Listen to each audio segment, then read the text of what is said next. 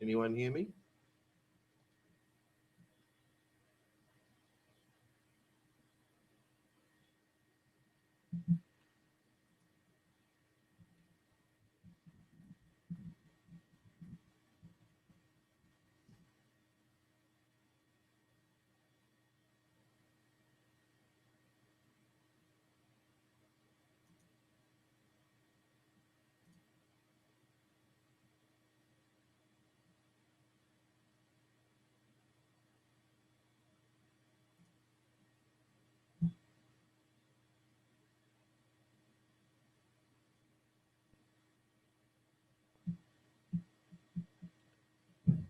Hello?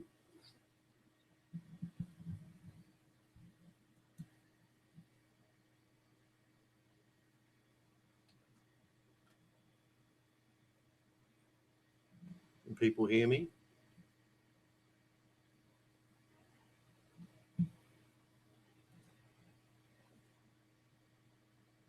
Okay. I know we're not starting yet, guys. I'm just getting it all set up because this is the first time. I'm a little nervous. Not nervous about doing the workshop. I'm nervous about the system failing. So it was a nightmare to set up, and I'm worried that it's going to all fall over at the last minute. So as long as you can hear me, that's good. And hi, Brendan. Um, so basically, that inspirational learning class chat, can we use that for questions? And I will read the questions out when you put them there and answer them, and we'll do it that way because the Q&A section of this system apparently doesn't work properly, and I have enough to worry about keeping this thing working without worrying about the Q&A section. So we'll just use Skype. I haven't actually started yet. I'm just getting ready. Everyone get that?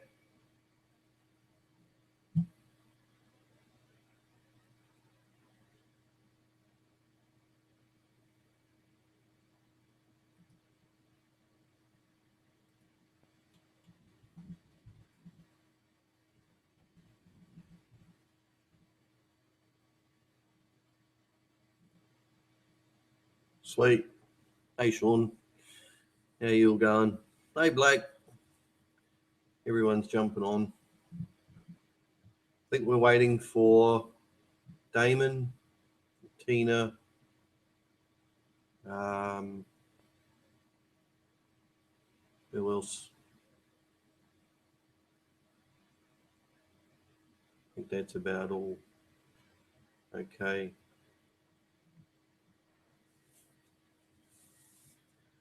So it's probably close enough to 1 o'clock to start this off. So what we're basically just going to cover today um, is just a very quick overview of Maya. We're going to cover most of it. Okay, so it's going to be like a tour of Maya, if you like. We're not going to do anything too detailed. We will go into a few aspects of it that you are needing to know in the course. But it's basically a way of getting around Maya, finding out how to unlock its hidden depth of power, where everything lives, and just the basic design principles of the software to help you sort of use it. I know some of you would prefer to use Macs. For those of you, good on you. Not a fan, as you all know.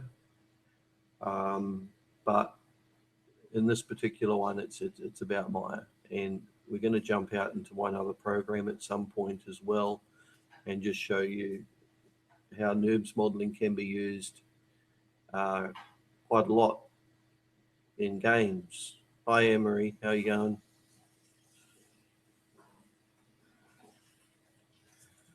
All right, it all seems to be working.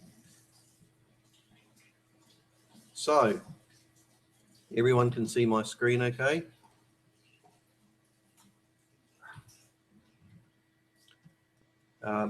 If you hear a dog barking, it's me. Well, it's my dog, not me.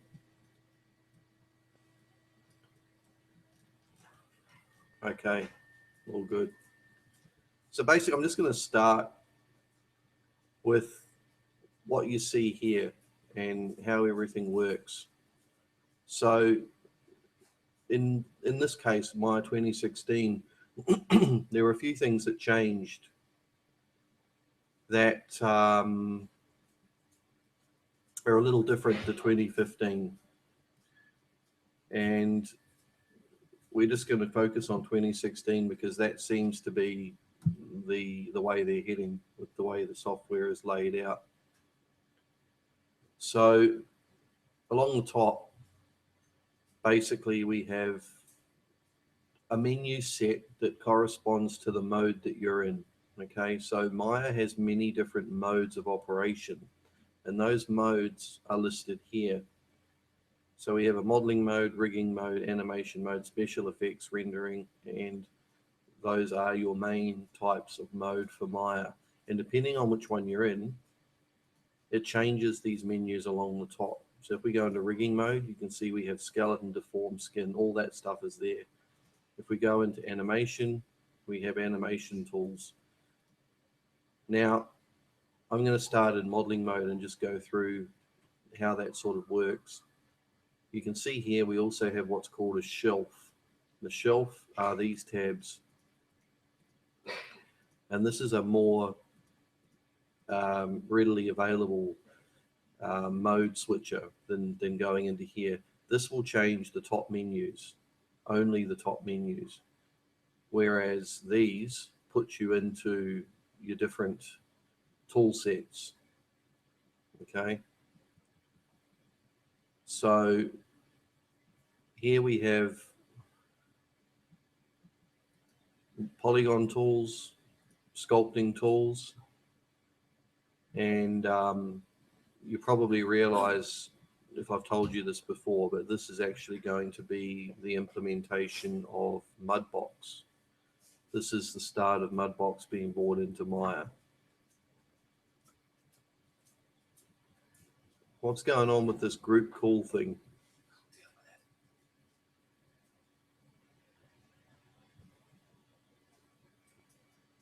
Can we all still hear me and see me? Can everyone just confirm they can still hear me and see me, please?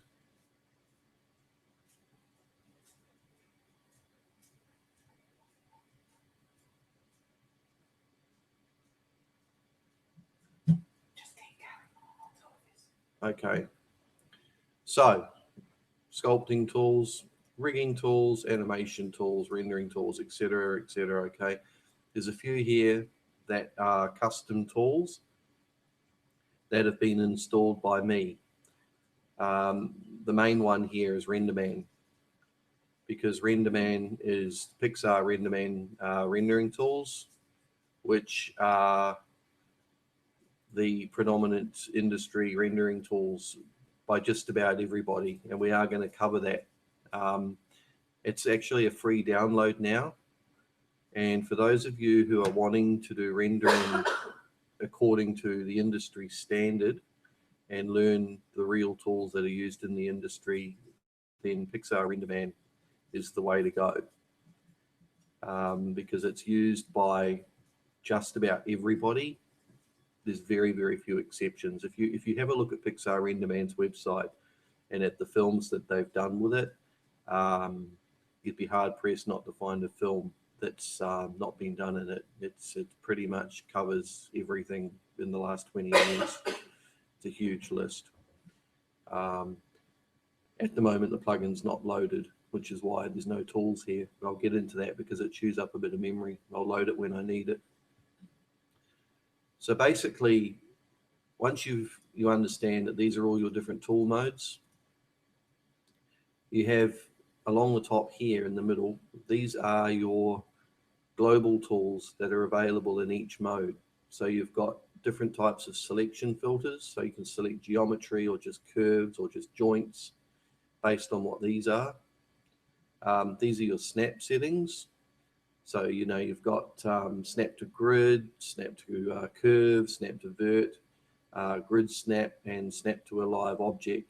And all these can be accessed with shortcut keys. Like if you look at this one here, which is snap to vertex, if you hold down C,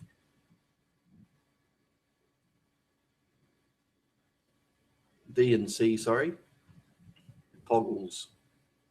And for some reason, it's opening something else up because I don't have anything in the view, but we'll get to that. And over here, we have our rendering windows. This one here will open up the standard Maya render window, which I've just done on another screen, which looks like this. And basically, these are different renderers that come with Maya. Now you'll notice RenderMan isn't in there. That's because RenderMan has its own render window called It.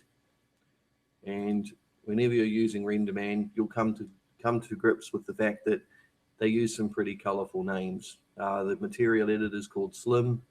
The rendering window is called It, which makes talking about the subject quite interesting, because when I refer to it, we're talking about the render window. Basically, that's about it. And here we have translates. So this is if you're trying to move objects by an actual number. So if we just create a cube there, you don't need to do this. I'm just showing you.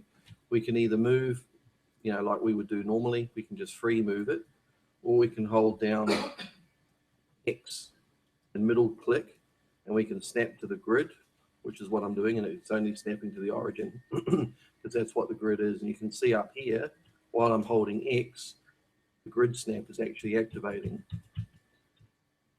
And if we wanted to type that in and actually give that a value, we can come up to here, set it to absolute transform or relative transform. If we select that to absolute and say we want to move that on X, which is the current limit, we can go 10, enter. Right? So that's where you can actually move in whole values, or -10, which has gone back to there. So 0 will put it back to where it was. Okay, so that's basic navigation in the viewport. It's Alt left click is to rotate around an object like so. Middle mouse is just to, Alt middle mouse is just to pan around in the viewport. And Alt right mouse is to scale. Now, if you lose your model, all you have to do is select it and go F, and that will always bring it back into view. Now, changing your viewports, this is something that's really easy. There's no having to go into the panel and setting it like this. You can if you want. All you need to do is hit the space bar, and you can then put your cursor in whichever one you want and tap it, like so. Much faster. These settings over here are your translate and select settings. So you've got select, you've got lasso selection, you've got paint selection, and then you've got your move settings, your rotate settings, and your scale settings. Okay, these are your settings relative to each of those translates. So if we're in move, which is W, standard with Maya is Max. So W for move, E for rotate, R for scale. All of that stuff has got its own settings in here. So obviously we can have world mode, we can have object mode, component, all that sort of stuff. Object is the same as local. And if you're in things like rotate, there are other options there which you can actually turn on for constraining. You can actually snap in angles and things like that, but we'll get to that. Along the top of the screen here are your different render view settings.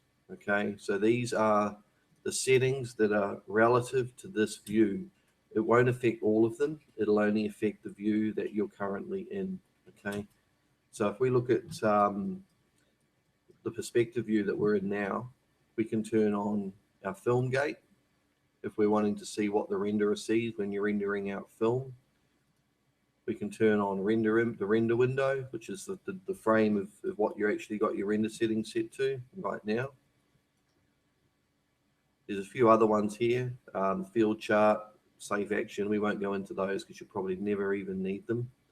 Wireframe, we all know wireframe. Shaded, light, that's default material. So that will always, no matter what you've got on your model, if you've got a material, textures or anything like that, that may be showing in your viewport, but if you go into this setting, it will just default back to the default Lambert one material that's on there by default when anything is created.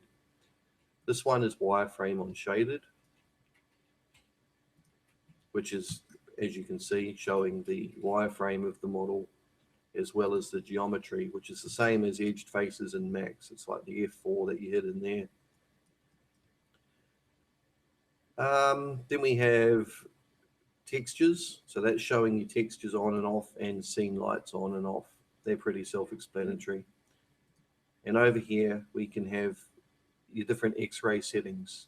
So this is things like being able to see through the object, as you can see there, if you need to actually look through it. And then lastly, if we have more than one object, let's just create a bunch of objects here. We can isolate the object to the currently selected object. So let's say we want to just look at that. We want everything else in the view gone. We can just isolate the view like that. It'll tell you down there, it's isolated the perspective view, and then you can just toggle that back. So if you're needing to work on something without everything in the way, that's how we do it. Okay, so that's basic navigation and your way around the windows and the main tools. Now, the next thing I want to look at is basically over here we have 4 little buttons at the top. Now, these are very important. These are your different windows for editing your geometry. So we have, if we look at this mesh here, these are the properties associated with that mesh, and they're showing up in the attribute editor. If you don't have the attribute editor showing up by default, go into Windows and turn it on here. All the windows can be reset from the Windows menu. Many of them live within these sub ones here. There's a lot of them. You really need 2 or 3 monitors for this program. It's incredibly difficult on one monitor. Shez has 5 and is compensating for something. Basically, what we have then is we have the P-cube in this example, which just gives us a translate, rotate, scale, and share. So this enables us to just modify those properties of the mesh directly from there.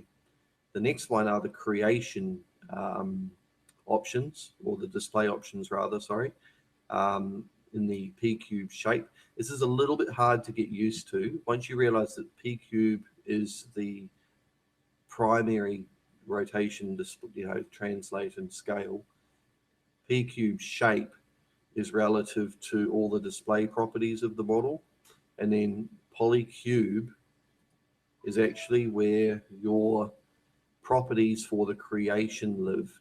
For those of you who've used Max, when you create a primitive, this is what you have prior to converting it to an editable poly, and then you lose this stuff, right?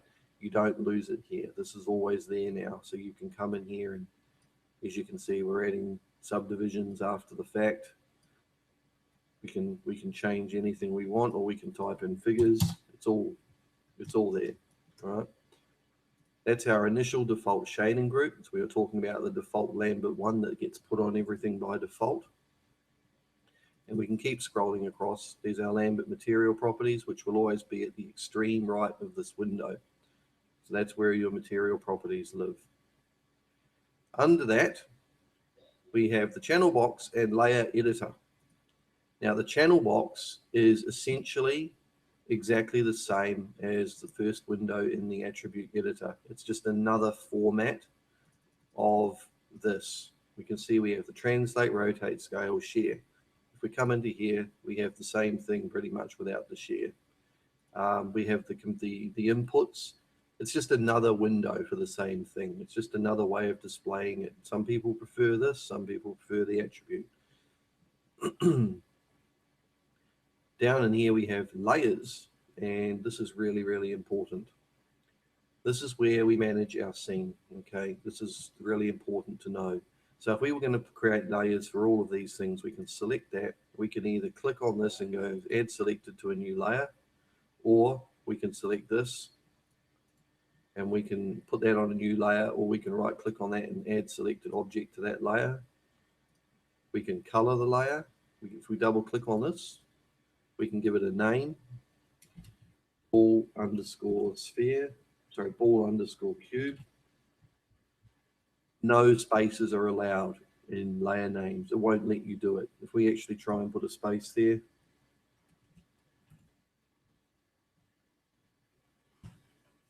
just won't let you do it. So you need to always put an underscore there, and we can change the wireframe color. Now the settings for that, we can either turn it on and off, and we can set a number of other properties on there. And in here, we have three types of viewing property. This one here is template. What this means is the object is actually there as a reference. You can snap to it, but you can't edit it, okay? And it's not selectable. So this is purely a reference, and this is very, very handy if you're blocking out a scene or just trying to match up geometry to something.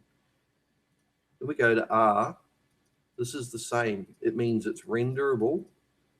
I should point out as well, when you're in template, that does not render if you render it, okay?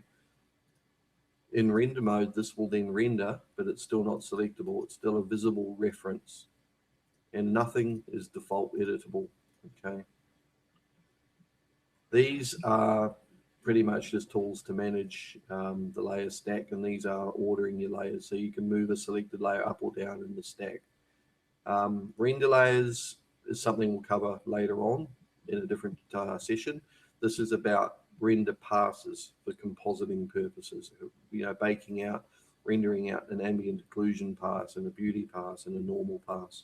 It's not baking textures as you know it, but it's managing your render passes that get composited together later on. For those of you who have done 517, you'll know what that means, but this is where that's managed. And animation layers is exactly the same thing. It's multiple layers of animation and managing those through a layer editor. Now, the next button we have up here is just another thing here where it splits the layers into a different window. It's really nothing. That's the attribute editor. And last of all, we have, there it is, my favorite modeling tools. These are relatively new. They were brought into Maya, I think in 2015, possibly 2014. They used to be an external plugin called D-Raster's Nex tools, NEX. We paid quite a bit for them and then realized that they'd been implemented into Maya by default, which is kind of annoying, but they're actually really, really good. They're incredibly fast to use.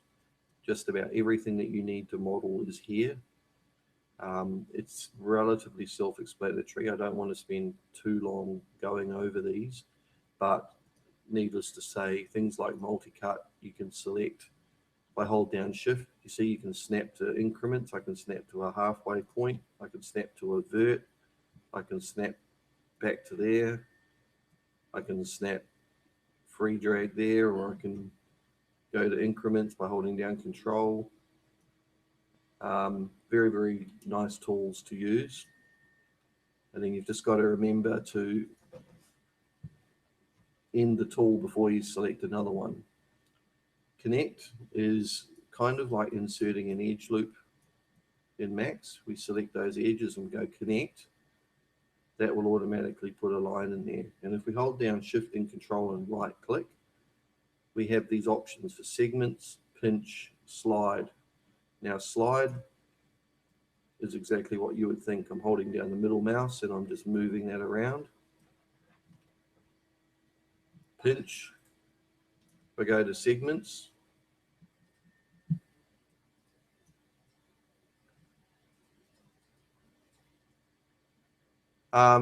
Sean, in a character model with separate head torso, can we use the combine tool before rigging, or do we still need to work all the parts together? No, you just need to combine them.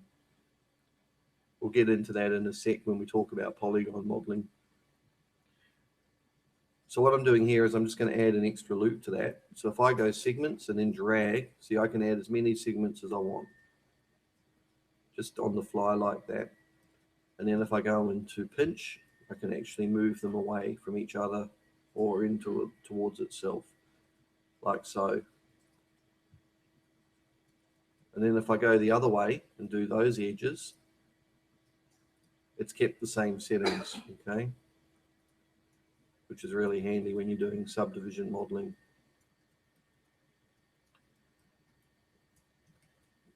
So those are really the way they work. They're very intuitive. It's got its own help menu here. Okay, so if you want to go in and look at the tools for those, I highly recommend you do. They're a very, very fast tool set to use. Target world, for instance, exactly as you think. Find the point, and then just drag and click. Very, very fast, very, very easy. Just like that. Bevel. Let's come down to here and grab all the edges on that, and we can go bevel, and we can drag the amount of bevel we want. We can change how many segments we want, like so, on the fly. It's all quite intuitive. If I miss your questions, guys, it's because for some reason my Skype isn't actually panning down for me. I've got to manually, periodically scroll down. So that's why if I've missed a question, I apologize. And as usual, Shez has got my back. Where would I be without Shez? Okay. So we're going to just remove those horrible meshes for a second. And down here at the bottom, this is all pretty self-explanatory. You've just got your animation timeline. We won't go too much into this right now because this is something that Shez will briefly talk about when she does the motion capture part at the end of this. So that's pretty much for the navigation side of it. The only other thing that I want to mention is that with Maya, you don't necessarily need to have any of this visible, because under your key, under your mouse, you have everything that you actually need right at your fingertips. You've got edge mode, vert mode, face mode, UV mode, it's all there. And depending on what key you hold down, if I hold down Shift and right click, see, suddenly I have all my modeling tools. Okay, so these are all your modeling tools right under your Shift, right control. Yeah, we get into delete history. And then we have control right click, and we have even more. These are UV tools and selection tools. Okay, so there's actually a huge number of these context sensitive menus under the mouse once you know what the combinations are. And once you get to know them, you can actually work with just the window. You don't need any of this up here. It's called expert mode. Okay. I don't bother with it most of the time. Now, once you've been using it for a while, you will find that there's tools that you love to use. Okay. There's a lot of tools that you find that you use over and over and over again that are really, really important. those of you that have used Max will know that the layer stack can become rather a pain, and it can become quite long and hard to deal with. And also freezing any information on an object and moving its pivot point can become, you know, a bit of a mission with the ResetX form and Max and things like that. So I'm just going to demonstrate to you how simple it is here. What we've done is we've just created this shape, and by default its pivot point is in the center of its volume, which we can all see there. It's in the middle.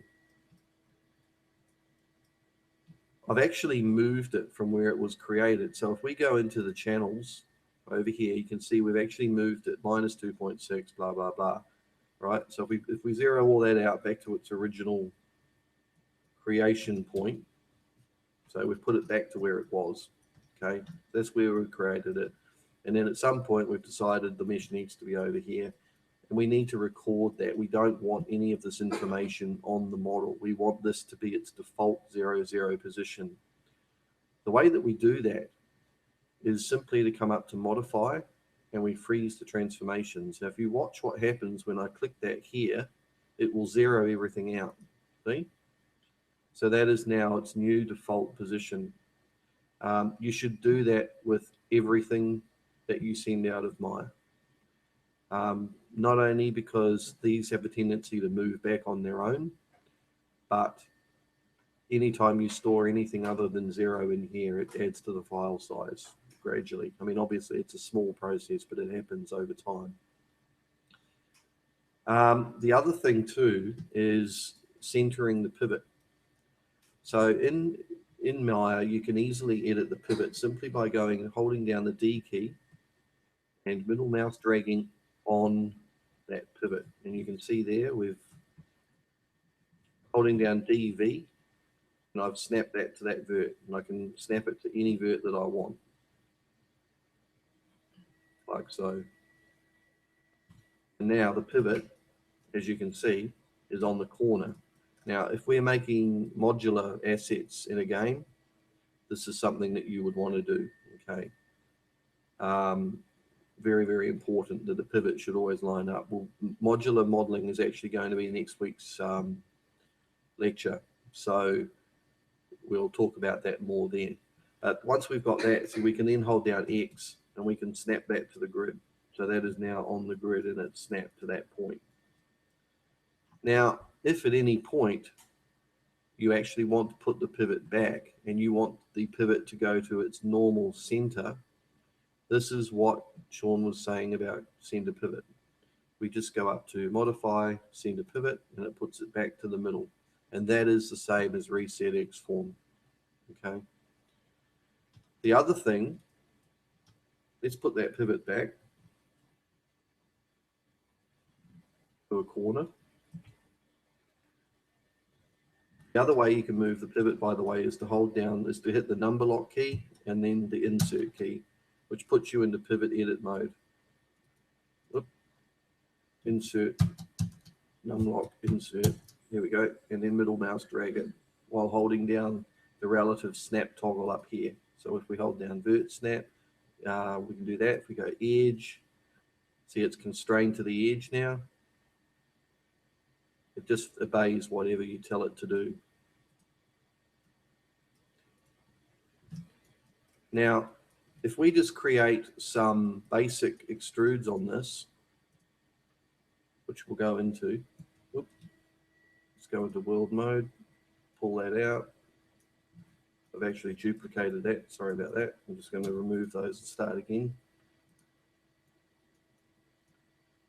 Go into face, do an extrude, do another extrude by hitting G, which is command, repeat last command.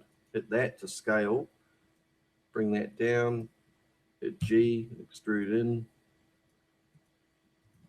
We've done some edits to this geometry. And just like in Max, that's going to leave behind a trail of evidence. So if we look in here, you can see now that the attribute editor is displaying all those different functions that I performed as separate node entities. So you can see there's the translate that I did, the pivot changes, there's the local scale, there's any movements that I did, there's the amount that I moved it in. It's all there. And this is equivalent to the layer stack in Max, and it will eat up your memory very, very quickly. So the thing that you want to do regularly, as long as you know that any changes that you've made are done and final, you want to come up to Edit, Delete by Type, History, and you can see all that stuff has now been blown away, and we've just been left with our mesh and our initial shading group and our translates, which, as you can see, are not at 0, 0, 0. So we just go Modify, Freeze Transformations, Edit, Delete by Type, History, and our mesh is now edited, clean, and ready to export out. That's really the process. That's pretty much all you've got to know as far as preparing to export goes. Let me have a look at the list and see what's next. Custom tool sets. Okay, this is very, very quick. As I was saying before, if you find that you're starting to use a lot of the same tools and you're wanting to build your own tool set that you can access really, really quickly, you can either build your own one of these, which I'll show you where that's done, but I won't go into it now because it's actually really simple. And there's plenty of information on how to do that in the help file. But I will show you how to create your own shelf. Okay. The first thing you want to do is come to your custom shelf. Okay. You can always create a new shelf in here. So we go new shelf. There it is there. We'll call this my shelf. Okay. And now we have my shelf. Okay. And all you need to do is populate this with the tools that you use. So let's just pick a few common ones that you might use, such as Edit, Delete by Type, History. All you do is hold down the Shift and Control key and middle click. Is it middle click or left click? Oh, all of them. Created a heap of them. There we go. Sorry, I must have the shakes. Couldn't see what I was doing. So we go Modify. We want to freeze transformations. Shift, Control, click.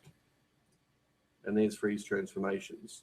So everything is now on the one shelf and easy to get to. And that applies to any tool, okay? It includes mesh tools. Let's say we want to do combine. Done. So it's just Shift, Control, left click, and that will add any of these tools straight to your menu. So we go to Face,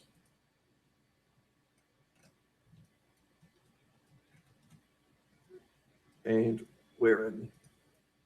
So I've just abandoned that.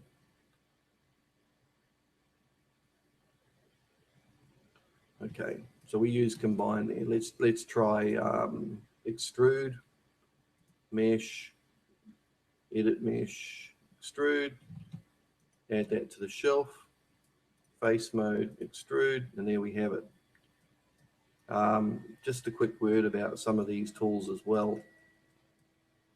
This little thing here is telling you to extrude in either world mode or local mode. If we just pull that up, it can give some unpredictable results. If I want to extrude again, I'll hit G, which is now a new extrude, and if I do that, it changes it to absolute world mode, which gives us the ability to be a bit more precise. We can rotate that, do whatever we want. And if I try and do another extrude on that, you can see now it's working in object mode, so it's going to extrude out. Okay. If I go to there, it's going to go back to world mode. See, that displays it a little better, so you can actually see the difference. So that's just your world object toggle. That applies to all tools. Okay. So I'm just going to delete that. And let's look at polygon modeling in general. Pretty much everything that you need for polygon modeling is here, or it's in Mesh, Edit Mesh, or Mesh Tools and Mesh Display. It's in one of those 4 sections, 1, 2, 3, 4, or the main ones are along here. So really, you know, that's all pretty self-explanatory. There's really not much to it. You're wanting to world verts together, world like so. There's your display on the screen. You also have the same thing here. These are your tolerances to just, you know, decide how close they need to be together to work. Undoing. You can have multiple objects. So if we go Control D and duplicate that, and let's just combine those together by shift clicking and going combine. So I'm still trying to find my way where these tools are because I'm used to 2015. There we go, combine. And then we can use tools like bridge. So if we wanted to bridge those together, we can actually come into this tool set here, select the face, select that face. So they're both selected, and bridge. And as you can see, it's not left the polygon in there. It's nice clean geometry. So I think everyone's pretty familiar with polygon modeling at this stage. I mean, it really is just extruding out boxes or extruding out edges like so. As you can see there, we've now got a flipped surface because the black side is out. So we go display reverse. This is another way of seeing if your surface is inside out as well, guys. If it's black, you know it's inside out. Generally speaking, the black side is the back side. You can turn it off if you go into lighting two-sided, but then you've actually got no way of knowing. So it's actually, this is actually a really good tool just for checking which way around your model is. So that's standard edge modeling, just doing stuff like that, just extruding. Now there's an example. See how I just did a plain extrusion and it's gone really weird. If I had gone extrude and then hit that, it's going to do that because it's in world mode. Whereas if I do it in that mode, it does that. So you've got to be careful. And I've just accidentally gone to a custom view. So I'm just going to go panel, perspective, there we go. So I'm just going to delete that. So polygon modeling is pretty self-explanatory. It's box modeling, edge modeling, retopology. Most of you know about retopology already with Quad Draw. It's probably something for another lesson, but I'll do a very, very quick example. We've got a mesh that we've sculpted. Let's say we've sculpted this. And let's just do some sculpting on it.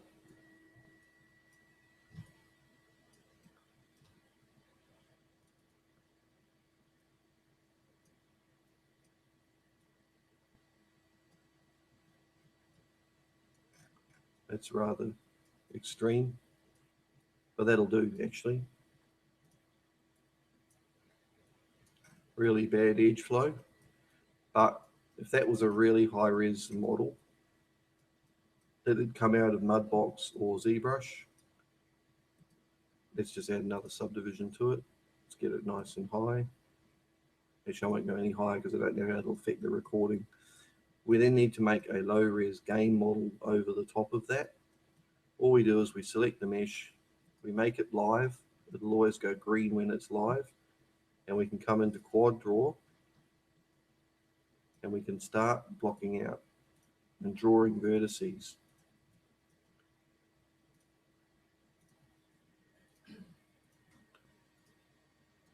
And then if we hold down shift, we can actually create those new faces, and it's snapping to the surface.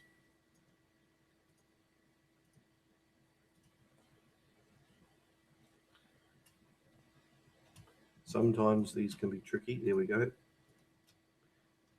And you just carry on like that, following your topology plans that you've got in your head or you've actually drawn. It doesn't do triangles by default, so you've actually got to plan where you want triangles and add them later. Now the other thing you can do is you can actually hold down Control and insert further edge loops, and those edge loops will actually adhere to the surface and they'll actually conform. So if I click on here and then there, you see how that's actually conforming to the surface. If we run another one up there,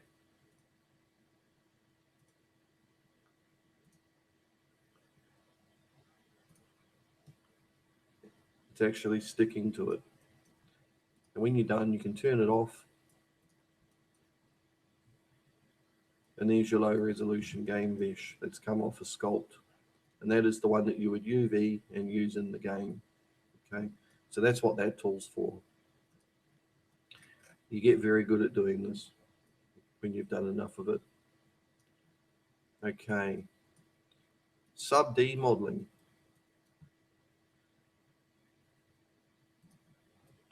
We'll come back to this little item here. Sub-D modeling does not have any use in games, period. The only time that you need to know about sub-D modeling is in film, animatics, or preparing a model to go into ZBrush or Mudbox, because the same processes apply. So what's happening in sub-D is you're smoothing the mesh. It's not like adding turbo smooth or smoothing it. You're actually using the vertices that are there and rounding everything out. Now in Maya, if I hit 3, that's actually showing me the subdivided mesh, just toggling between 1 and 3, like so. Now, let's say we wanted this to be rounded and smooth, but not that smooth. The way it works is it looks at the 3 vertices that are in the viewport. So on the corner, sorry. So if we look at this vertex here, this vertex here, and this vertex here as an example, and we were picturing this as a smooth vertex, it's going to look at these 3 and it's going to try and smooth it. So you're going to get a curve that runs like this from here to here, which is why it smooths so much, because it's only smoothing on the vertices that are there. If we create more edges, so let's say we wanted to harden up these edges. Now this is important to know for sculpting. We can connect that. We've now got another line of edges there. We've got another line of edges there. They need to go a little bit closer to the edge, so we can see there where the tool comes in handy. But you can see we also, if we actually smooth this now, you can see what's going to happen is it's going to look at these 3 vertices and it's going to smooth between these rather than smoothing the whole thing, because we've now defined these 3 points as the arc points of the smoothing function. So if we hit 3, you can see now it's a lot more smooth, but the ends have gone weird, and that's because we haven't added an edge loop in there. What we can do there is just come in here, grab those, insert edge loop, which is another way of doing it, if you don't want to use this. I'm just showing you a mixture of ways. G to repeat. And you can tell now, because everything has got a double edge and the corners are done, that that is now a smooth box. We turn off the edges. That's a sub D model. Okay, it actually looks like that, but when it's sub D'd, it's like that. So that's, you know, that's good, but it presents some problems with edge flow, because if we had a shape that was originally this,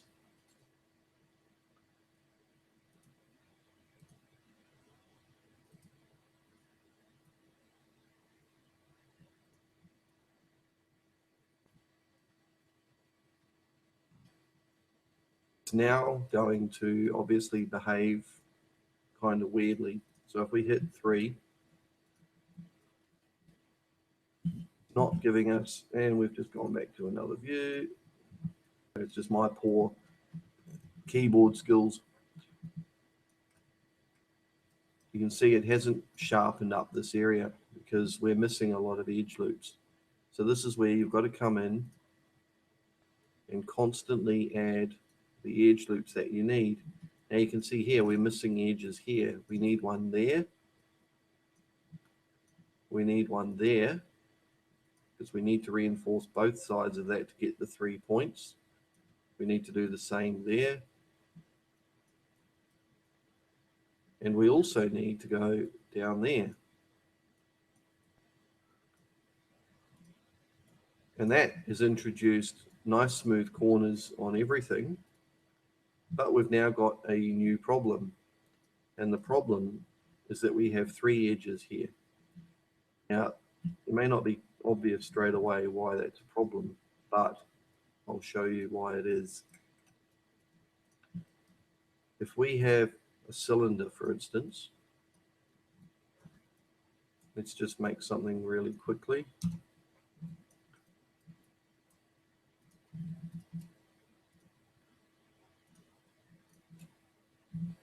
Like that.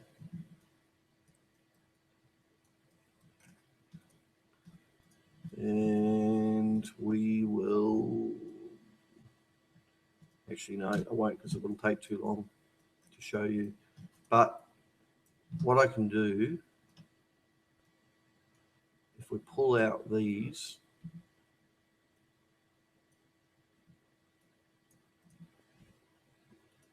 you're going to see here that now it's created hard corners there, because that's what we've got. We've got edges in a group. Let's say we wanted this to be a nice smooth curve around here. You can't have multiple edges with sub D and have a nice smooth curve. The edges need to be evenly spaced. So essentially what you've got to do is grab all these points here. Actually, we'll do it in top view. You've got to grab these, and if we click on that, it's constraining it to the view. And you'd use some sort of guide, like if you were wanting this to be a half round, you'd put a cylinder under there with the appropriate number of edges and actually use that as a pattern. But the key is to just get it evenly spaced, even if it's exact. The more accurate, the better. And you'll find now we've gone from that, and that will now be nice and smooth because the edges are now spaced out. So it's a case of knowing how the edge loop has to flow and how the shapes are affected by the density of the edges. So that's kind of the principle of it. In regards to going into ZBrush or Mudbox with this sort of modeling, you would not leave it at that, because if you were to take that into ZBrush, what's going to happen is it's going to subdivide it exponentially. And because we have edges here, or faces rather, that are quite large, and then we have faces that are quite small. It doesn't matter how many times you subdivide this. This is always going to get subdivided, 10 times. This is going to get subdivided 10 times, and so on. So you're going to end up with bigger faces here and tiny little faces here, which is not great for sculpting on. So the way you do it is simply to subdivide these up even more than they are, even though you're not needing the resolution as such. You would probably want to just evenly space all this stuff up so that everything is now closer. It doesn't have to be perfect.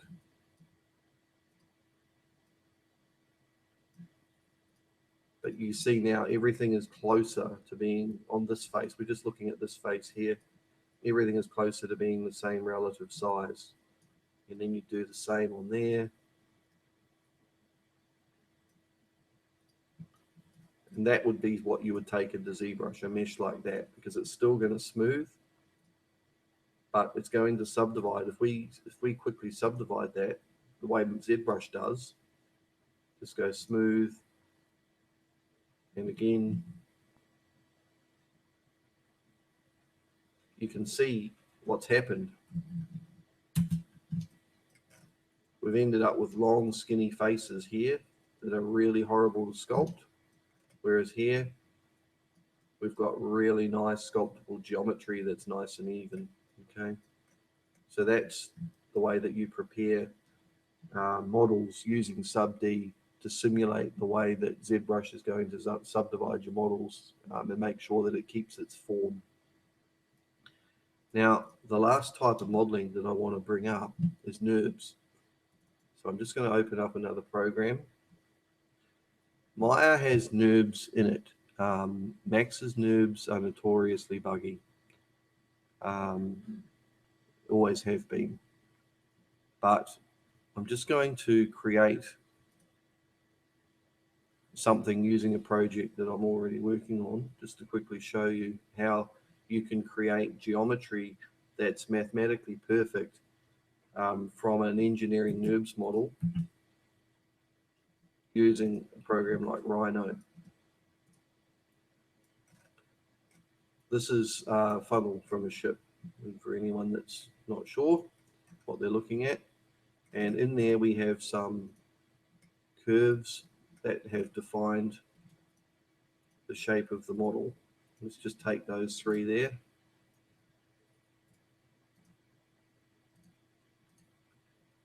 And move them out of the way.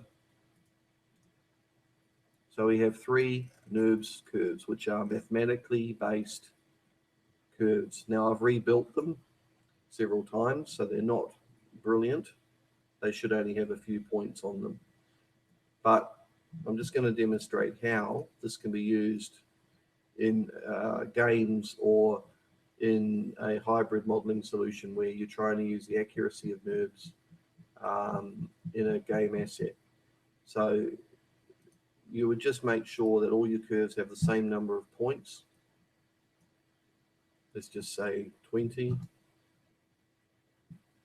So now everything has the same number of points, as you can see there. There's 20 points.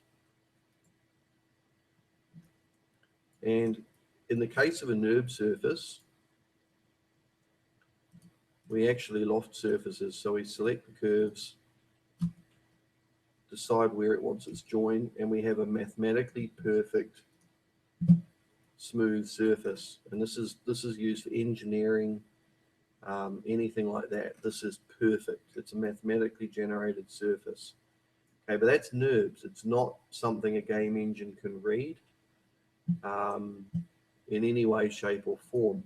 However, you can use those curves. So if we look at these, we select them, and for those of you who've seen my ship models, this is the way that it's done. So we grab these and we can export these as actually OBJ models. OBJ has a format for NURBS curves. Once we put that in there, And let's put this in project directory we're working on. Put it in data. And we go save. We get this option box. And okay, no worries, Emery. We can see we have the option for mesh, which is probably what most of you have used OBJ for before. But if we have it set to NURBS, we okay that. What we can then do in Maya is import those.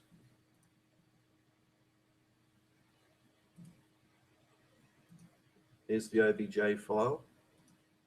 Import it, and there they are. Okay, this is probably one of the cleanest workflows for accurate work and for engineering type work. If you were doing some sort of asset that needed to be really accurate or based off plans or something like that, this is how you would do it. So we have those curves in here, exactly like we just had in Rhino 3D.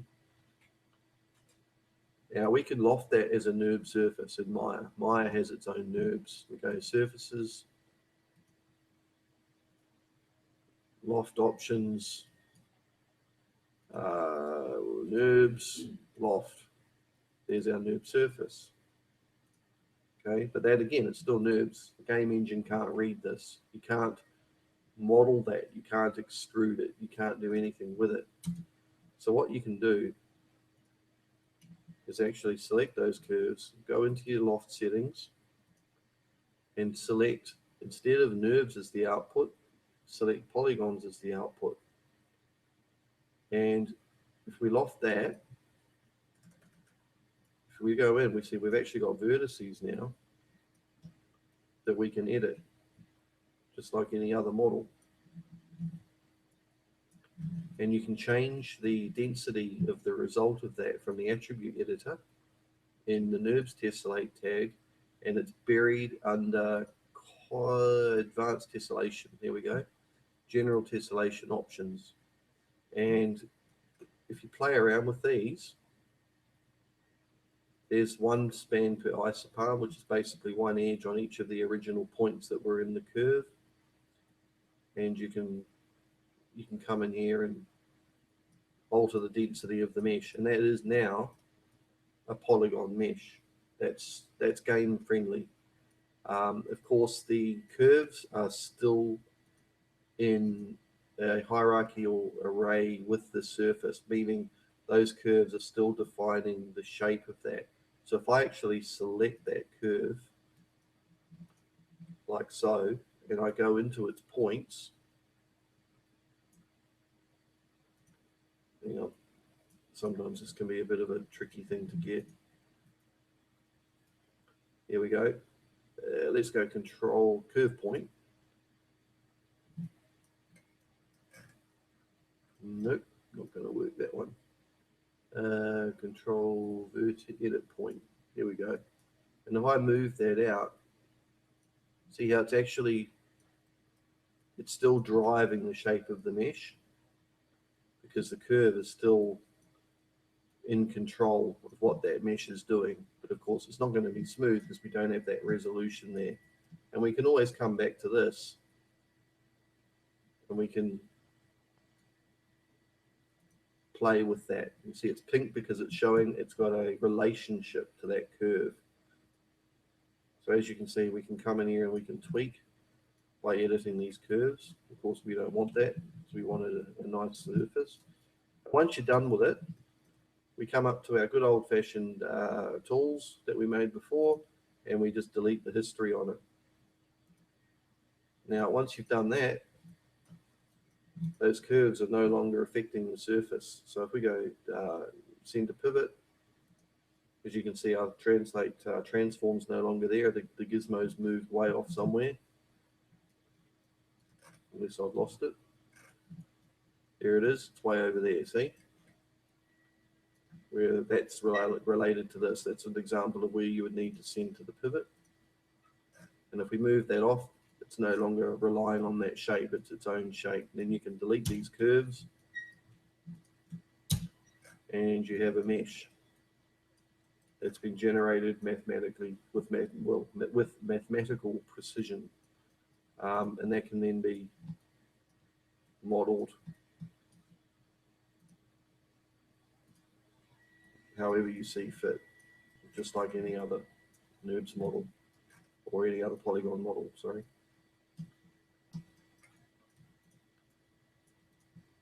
Okay. Now, that's probably about it for modeling at this point. What I want to talk about now is just a very, very quick overview of UVs in Maya. The main thing, I'm not going to go into it too much because it's pretty self-explanatory, but if we go into, say, just create a shape.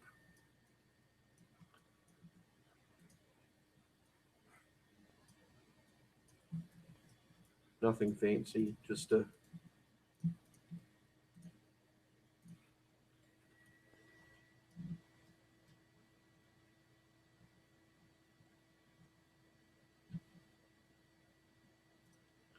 blocking something out.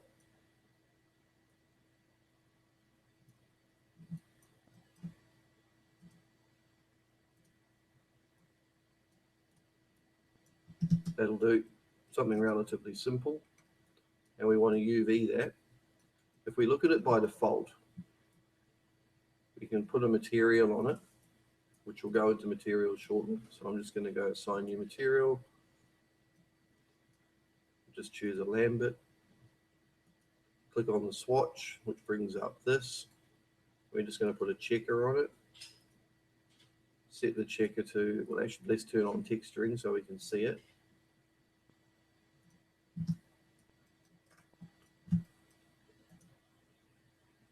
There we go. That brings me to that thing we were talking about earlier. You can see how we're looking at a textured model there now. But if we wanted to go back to the default shader, we just tick this so we can toggle. Now, at the moment, the viewport is really blurry. That's not bandwidth, by the way. That's actually the viewport. The textures look really bad in the viewport. You want to make sure you're using viewport 2. As you can see now, it's really crisp and incredibly accurate. And we have terrible issues going on with our UVs. And those are our UVs. If we select that face, we don't have a double face there. So those are the overlapping UVs. Now, obviously, we can't really see what we're doing because the checker size isn't enough. So we come across to our Lambert, we go into the file, and we can change that to something like 10. Oops, I've disabled my numpad. There we go. And as you can see there, it's really, really, really bad. All these checkers should be the same size and they should all be square. So obviously the UVs on this are stuffed.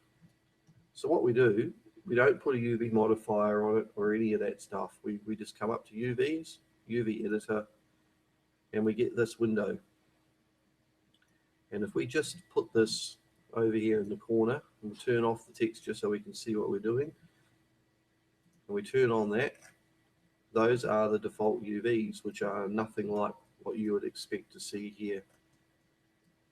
So the most common method of doing the UVs is to just do a number of different projections on the surface. You can go UV, you can do a planar, which goes from either direction, X, Y, or Z, from the camera, so we can project UVs from the view. In this case, we would just do something like automatic.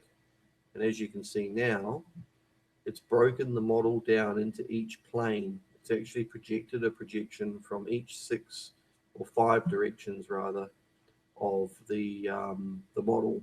Okay, it's done 4 sides and the bottom, doesn't do the top for some reason. So with that, you can actually start stitching all these together. So if we just make this a bit bigger,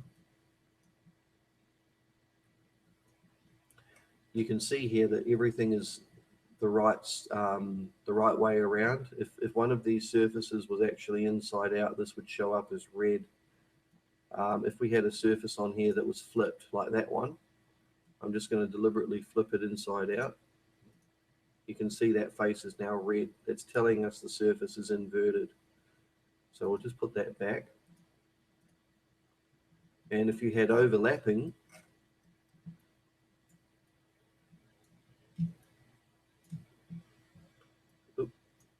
select shell, control to shell. You can see there it goes darker because it's actually a transparent blue. And that tells you you've got overlapping UVs. Okay, so what we've got here is a good UV layout, but it needs to be stitched together because this is really inefficient.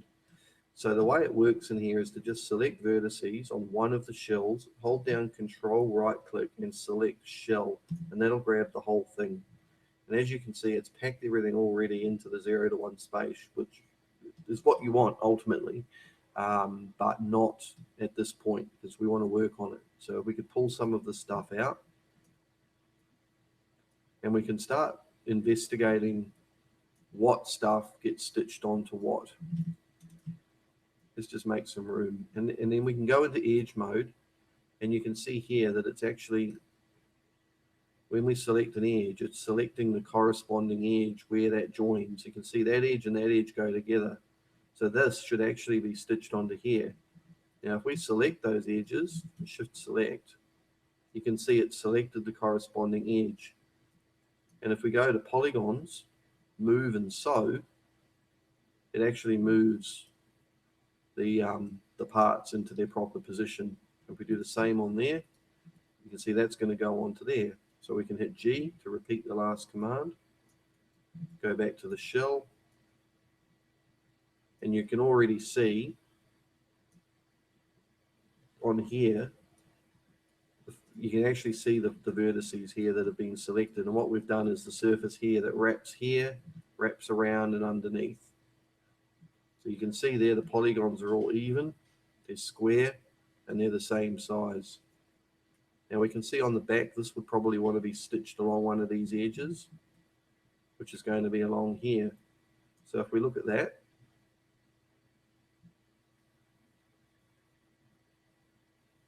there it is there. And we shift select that, that, and that. So you can see we've now selected this edge. We can do the same thing again. Move and sew. And we just carry on like that until we have what is a relatively efficient workflow. See, if we were to put this on here, we could do it, but then the shape is starting to get too long to fit nicely into the UV space. So we're better off actually having that off that. So the other thing we can look at is how else we can stitch this stuff together. Probably do that one. Move and sew there. Those ones there, obviously. So just G to repeat. And probably add that one on there as well. And then it's just a case of going in and deciding how you want to break it up. So we've got that. We've got that. We've got that. And these need to be resolved as well.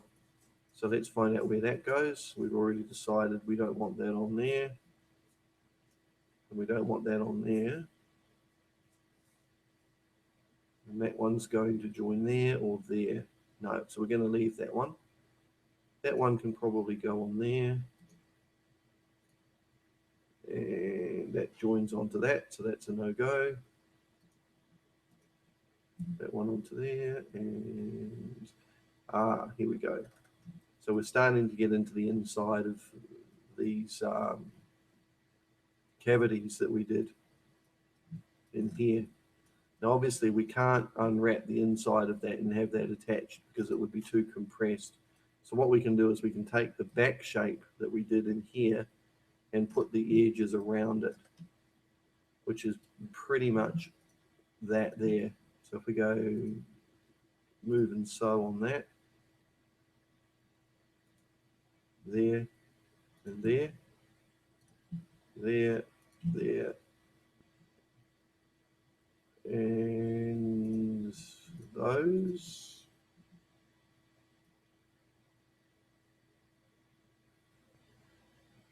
and those.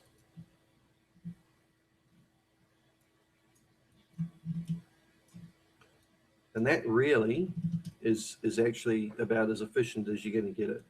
And then you can obviously play around with getting everything to fit, as long as you don't scale your shells unevenly. Because if we scale that,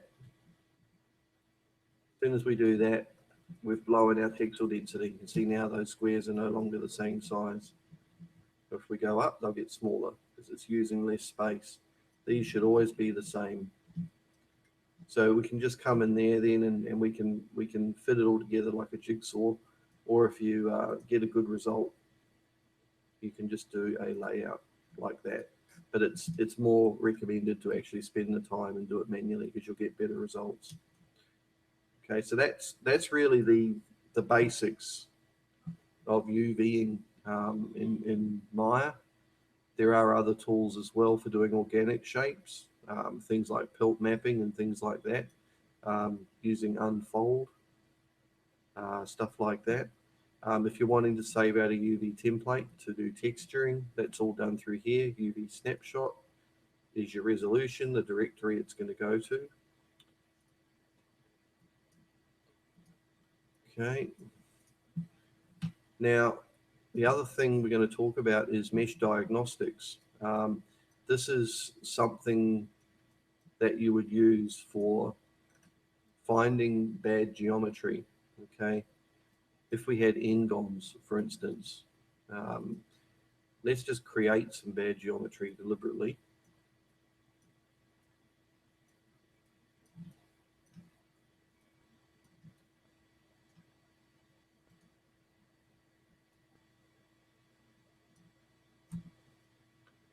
Okay.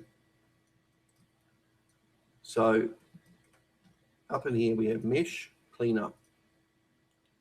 And this essentially will find any kind of bad mesh, whether you're using Max or Maya.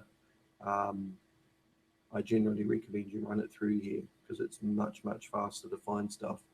So if we wanted to, we can have it fix it by adding a edge, which will fix it automatically, or we can just have it select them. Obviously, we want to find n-GONs here, which are faces with more than 4 sides, which is what we've done. So if we go clean up,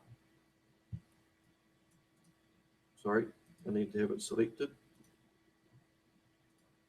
Right, you can see there, it's actually found and selected. And if I hit F, no matter where I am, if I'm way away from it, I can go F, and it will find the n-GONs for me.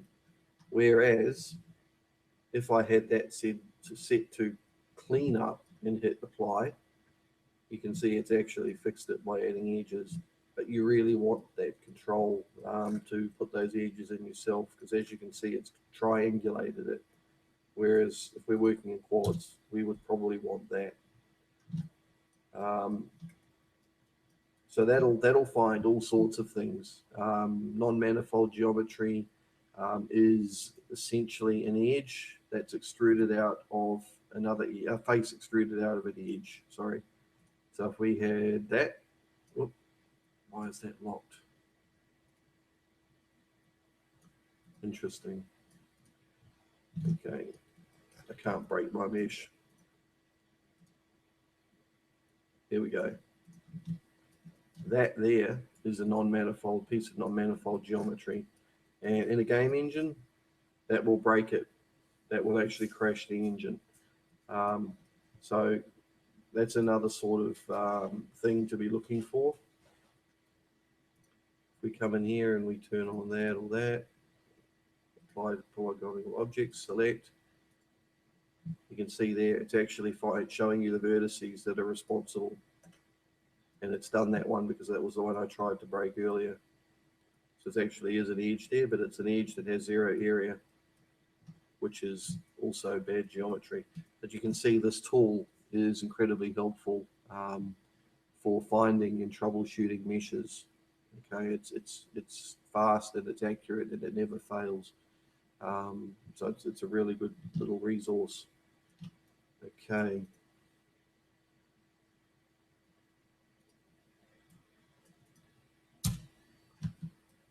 Next, materials.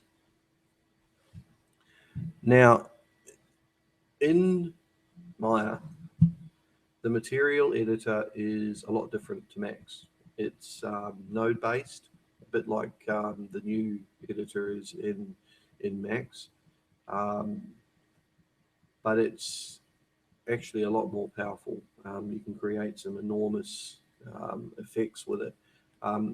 It's a lesson in itself. It really is. But let me just get my grid back. Something else I should mention about layout as well. In Max, you have a Scene Explorer. In here, we have Windows Outliner. And there's the outliner. It's basically a list of everything in the scene. And there's even the stuff that's been deleted is in there as well. We can just go in there and delete that. Let's get our grid back. Here we go. Back to the origin. And we'll just create a cube. And basically all you do, this is, as I said, this isn't advanced. This is just showing you the way around. So in Maya, you have what's called the Hypershade. And the Hypershade is available under Rendering Editors Hypershade. Okay, and it's huge. This is it here. Essentially, it's where you build your shaders and all the nodes that you put in a shader are available in here. So I generally have this on another screen. As you can see, it's pretty large. The way you assign a new material, as you can see, we've selected the geometry. It's found the default Lambert, and it's giving us a lit preview of the material. And these are all the attributes for the material. So your color, your diffuse, your bump mapping, any of that stuff. Your mental ray properties, if you're using mental ray to render, all that sort of thing. But the easiest way to assign materials is just to select the mesh, right click and go assign new material or assign existing. If you've already got a material made, you can pick it from here. That's another reason why it's important to name your materials. So you just go assign new material, which brings up this. And this is a list of all the different materials available in Maya. Right here, we're looking at default Maya materials right here down to here. So all that, and I've just accidentally assigned a material I didn't want to assign. So we'll go assign new material and we'll put on a blend.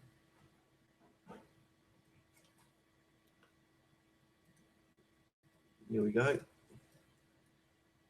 As you can see, a blend is a shiny base material that's generally used as a basis for plastics.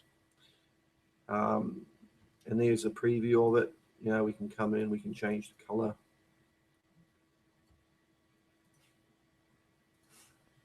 We can come in, we can play with anything really. You know, you just come in there and have fun with it. If you want to assign textures and everything else, you can do that. The reason this is now gone is because the material's gone. It's defaulted back to a wireframe. So we're just going to add another one. And this time I'm going to use a mental ray material, and you always want to use MIA material X. if you're using Mental Ray as your renderer. These are physically accurate, real-world shaders, and there's a number of presets that come with them. If we come in here, don't forget to name the material, like so. And we have all these different default types. So we could go copper, replace fully. And we put that in, render it. Mental Ray.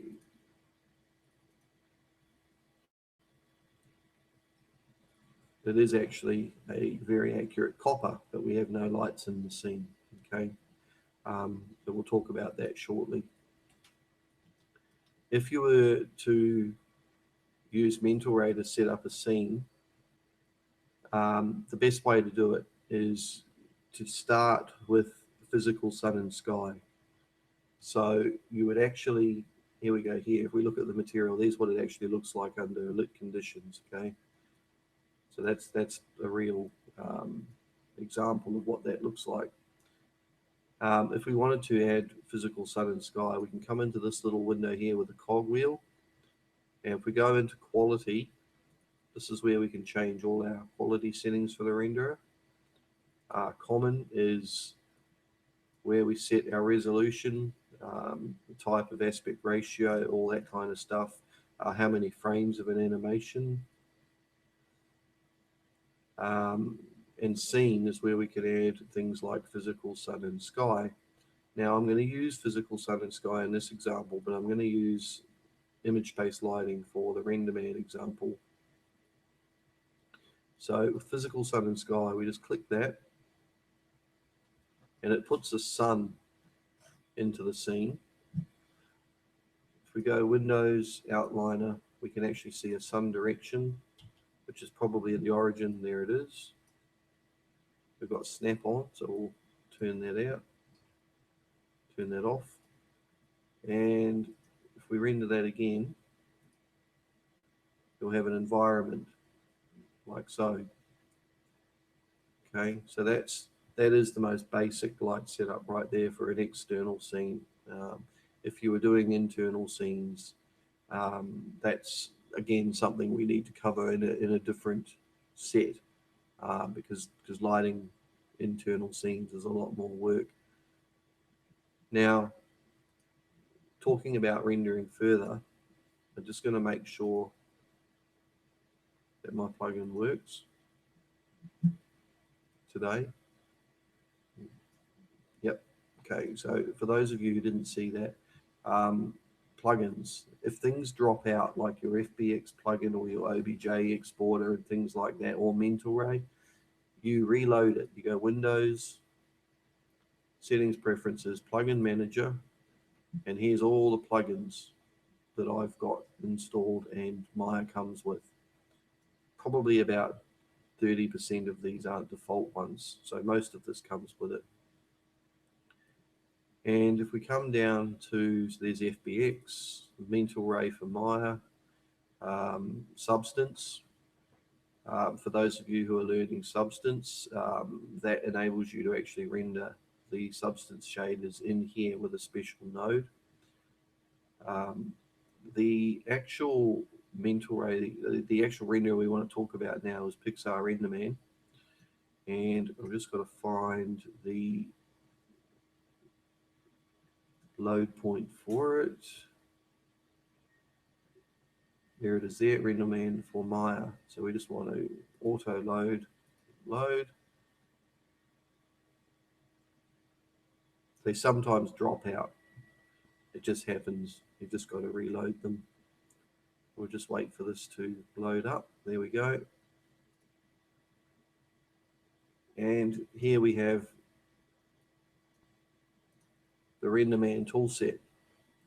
As I said, I highly recommend, if you're going to be doing rendering, that you get into this from the very beginning, because it is the industry standard and no one will judge, no one's going to dispute that. It's used by every single studio everywhere, mainly because it's very, very fast. it can render millions and millions of polygons, and it can actually render them in what's called IPR mode, which is something we're going to discuss shortly. So let's say we have a model. Let's bring in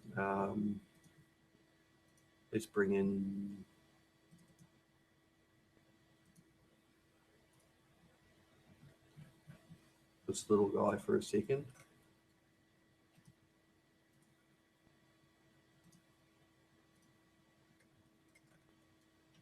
And we'll just combine. Now, actually, we'll leave them separate. Now, keep in mind that as I said, we're using RenderMan. And if you remember at the start, we talked about it. It is RenderMan's own window. And as you can see, it's confusing to talk about. We don't want these ones. We want it, which is this one here, the eye. So if we click it, it's weird talking about this. If we click it, we get this. Okay, this is RenderMan's default render window. Nothing's actually going to happen here because we don't have anything set up yet. So I'm just going to move that off to the side. And there's two kinds of renderers in RenderMan. If we come up to the tab, there's Riz rendering and there's Raise rendering. Raise is what you would use for your final render.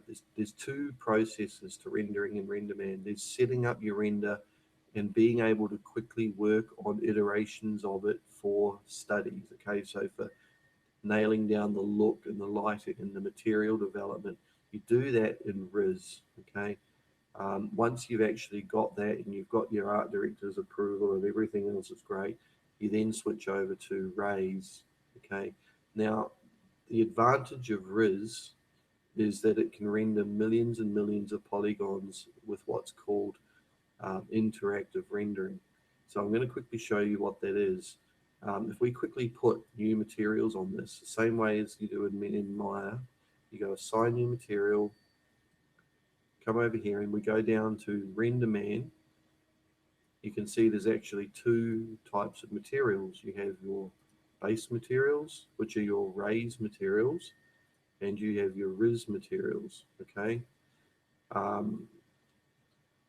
I'm still learning this. Okay, I've used it a lot, but I'm still in the process of really learning RenderMan. It's an ongoing thing. It's not something that you learn straight away. So you can see there, sorry, I was wrong. Raise materials are those ones, RMS, and then the Riz are these two. So if we want to start with a base type, you've got Pixar LMD Diffuse, Pixar LMD Glass, LM Glass, Pixar LM Metal. They're base types of shader, very similar to what's in the engines. And they will give you the properties that you want fairly close to what you want straight off the bat. So if we said we want this guy's head to be plastic, hang on, I clicked a little bit prematurely there. I want a Riz material. Oh yeah, this is what I got. Okay. We come in here, we just delete history on that so we can actually get to our shader a little bit easier. Over here, there's our properties for our Riz plastic. As you can see, the color, everything can be set. It won't always show up in the viewport because it's not native to Maya, but it will render fine. So if we open up it now, we're still not going to see much because we haven't actually got anything set up as far as lighting goes. But if we come into Maya's one and we use Riz there, it will actually look. See, now it's actually opened up it and it's rendering, but we have no lights in the scene. So it's actually not working how it should work. So we'll just bomb that out. by hitting escape. And I'm going to show you how 90% of scenes are lit nowadays. Okay, you still use lights, but most scenes are lit with what's called high dynamic range images. Okay, these are, in the case of movies where scenes are lit by high dynamic range images which have been shot on the set of a film.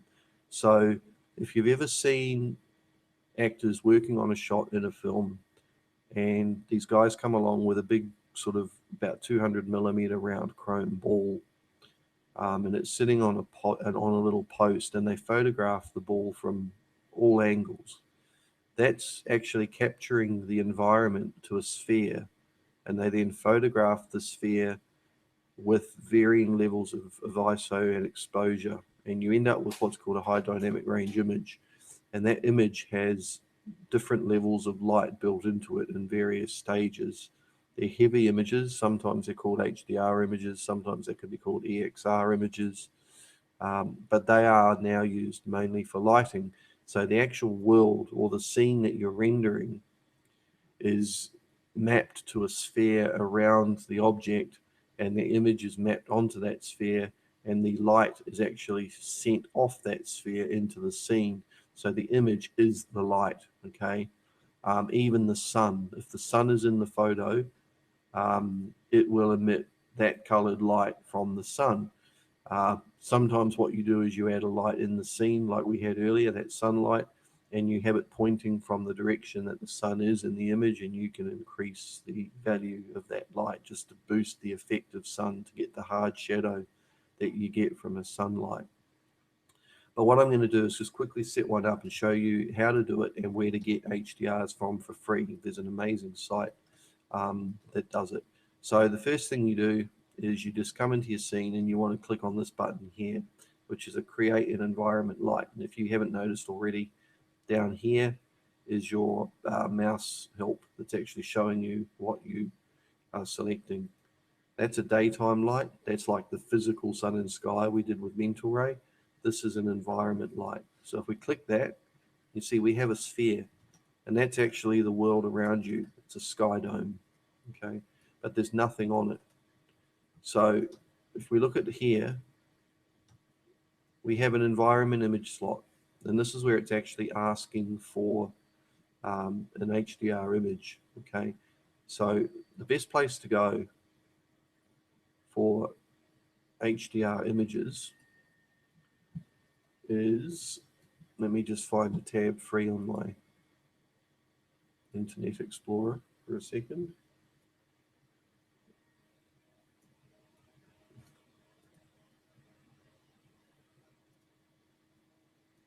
Okay. If you type in SIBL, which is Smart Image Based Lighting, you get to this site called SIBL Archive. Okay. There's a couple of them, or there's actually quite a few of them around on the web, but this is by far the biggest and best one. And if we have a look at it, it gives you sets of HDR images. There's quite a lot of them. Just let it load up for a sec. Okay, these have all been shot. These are studio-based ones, so where you see internal photographer setups where they've got those umbrellas and light diffusers and everything else, that's what these ones are. But these are more typical exterior ones.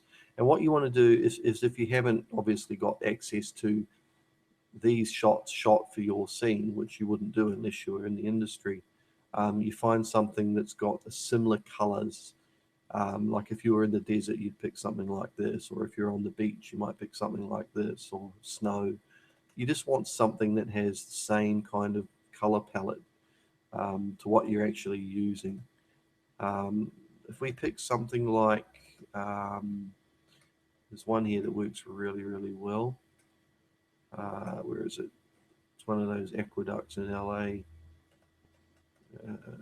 Where are you? Ditch River. There it is. So if we have a look at that, see it's 19 meg. Okay, so we'll just quickly save that. Good old NBN. There we go, it's done. And we'll just open that up. I'm just going to grab that, put that into my project directory.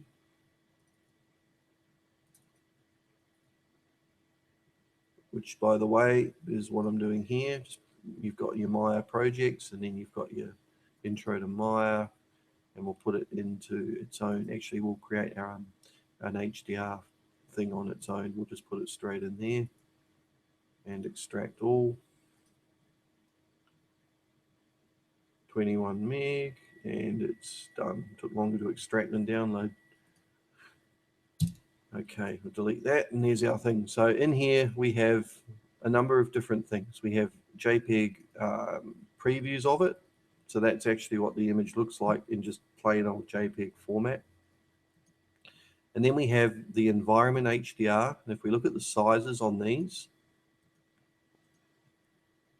you have the environment HDR, which is 141 kilobytes. Now, this is the smaller version of the HDR that's been blurred. Now, if you use the high resolution HDR, like it looks really good, but you're going to get light artifacts. So when that image is shooting its light rays into the scene, you're going to get a lot of blotchiness and spottiness on the surface. Whereas in reality, what you want to do is have a much smaller, lower res version that's blurred out slightly, okay? And that is what this low size one is here, the environment HDR. They've actually sized it down and they've blurred it. Whereas this one is the high res original. And this one is probably what you would use in reflections, okay? So you would plug that into your materials reflection. So that is what shows up in the reflections of the object, but this is the version that actually gives you the light. So what we're going to do is just quickly plug that in. So we come into here and we go there, and we go into our Ditch River, and let's just put our environment map in. And straight away, you can see that image is on there, and you see how blurred it is. You can't make out any actual detail. But if we look at the original one,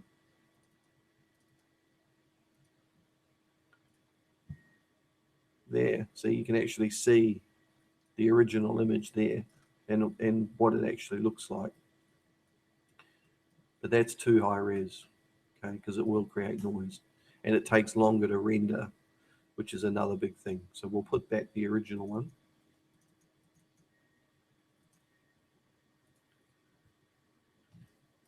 And if we look at that now, what I'm going to do is I'm going to do the IPL render, which is what I was telling you about earlier. What this does is enables you to render the scene constantly while you're tweaking everything. So if we click on this little button here, it's now opened up it. And you can see I can actually have that running. I'm going to have to just do this on a reduced screen size for a second.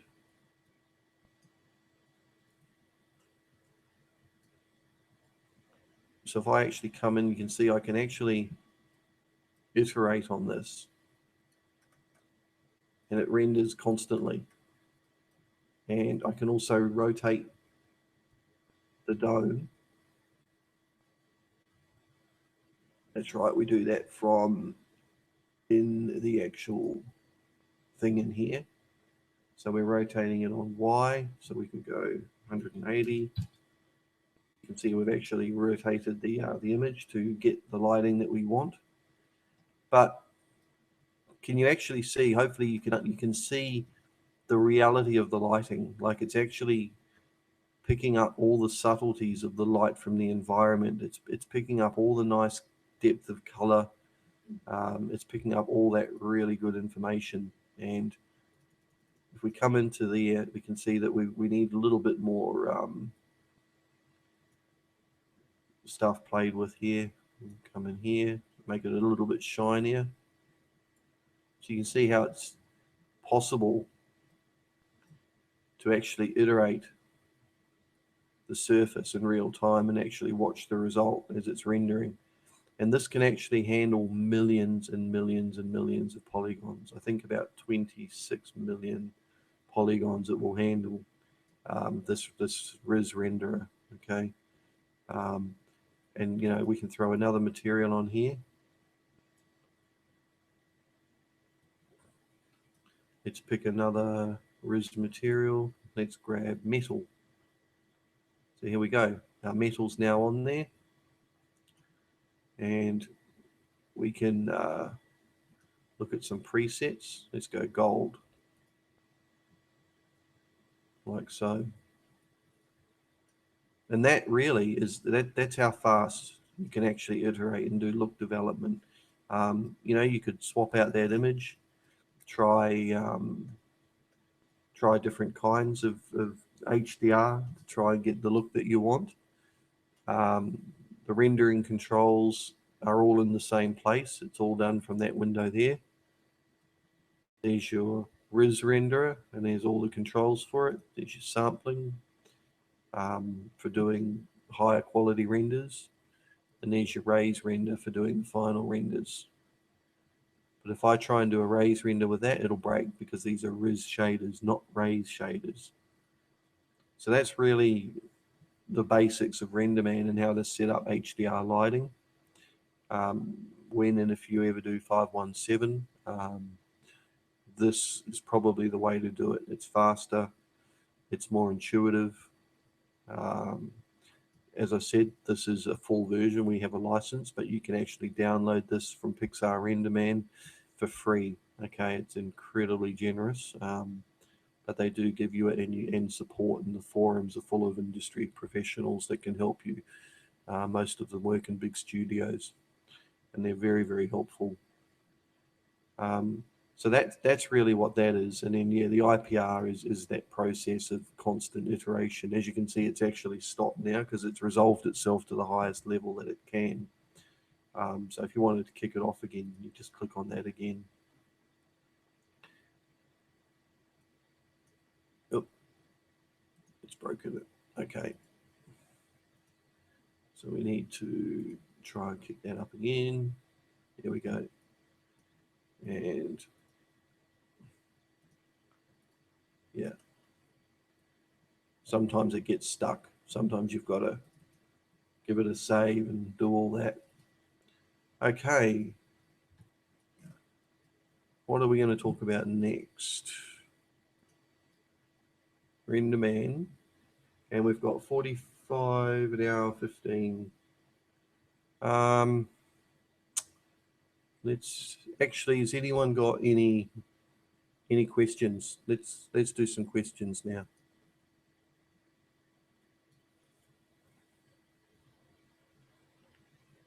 Anyone got any questions? Anything they specifically want to know about?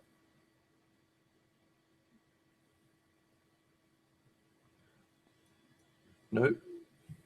Okay. Right. Well, there's one other thing. Oh, yep. Shoot. In what sense? Multiple materials on one object? Is that what you mean?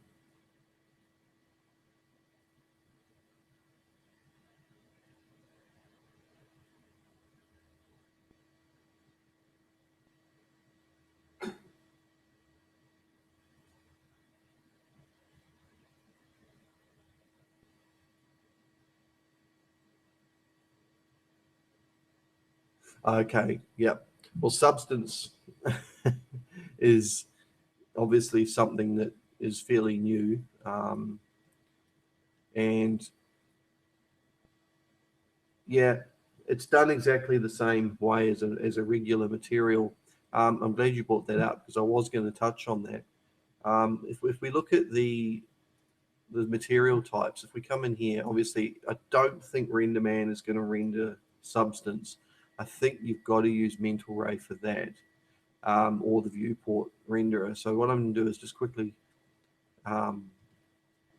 switch out of this for a sec. Just going to delete that, and I'm just going to put some default Maya materials on it for a second, just so we don't crash. All right. Now, if we look at substance, if we wanted to put a substance on, let's say we have a separate substance for the skin and a separate substance for his jacket. It would be done exactly like the materials. Now, I'm not going to pretend I know all about this because I don't. I'm relatively new to substance. I know that Maya can handle it, and I'll show you how it's done. But as far as assigning it, it's no different than assigning in a normal material. So you would just select the arm from, say, there, and just fill up that edge loop. And then maybe you want to get into there, so we can just go select, grow the selection once, just to get that into there. What I'd also do is actually save these selections. We've missed some things on the fingertips there, but that's all right. You can actually save these selections as well by quick select sets. And you can actually put those selection sets on your shelf. Okay, so you can name them and just go left arm, right arm, and it will make all these selections for you. And then we can just assign a new material to that arm.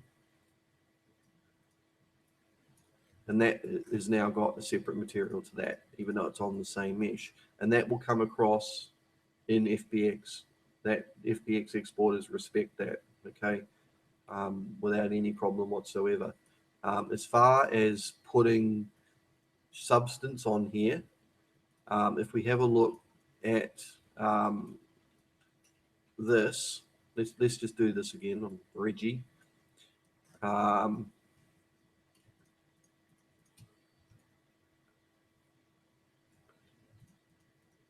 I don't need to make clean selections. It's just me being fussy.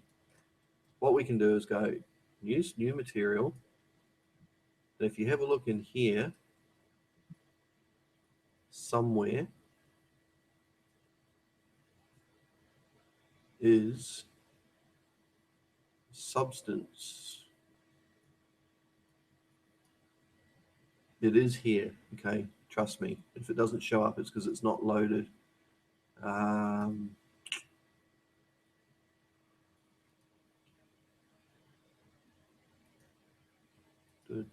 Where is it?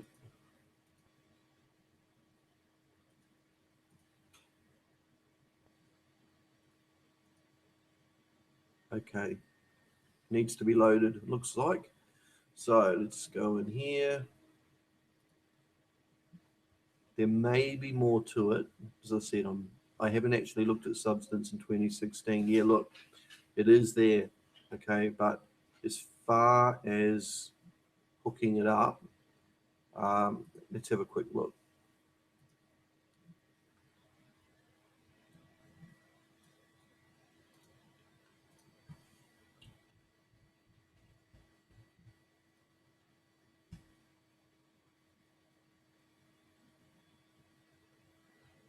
Okay,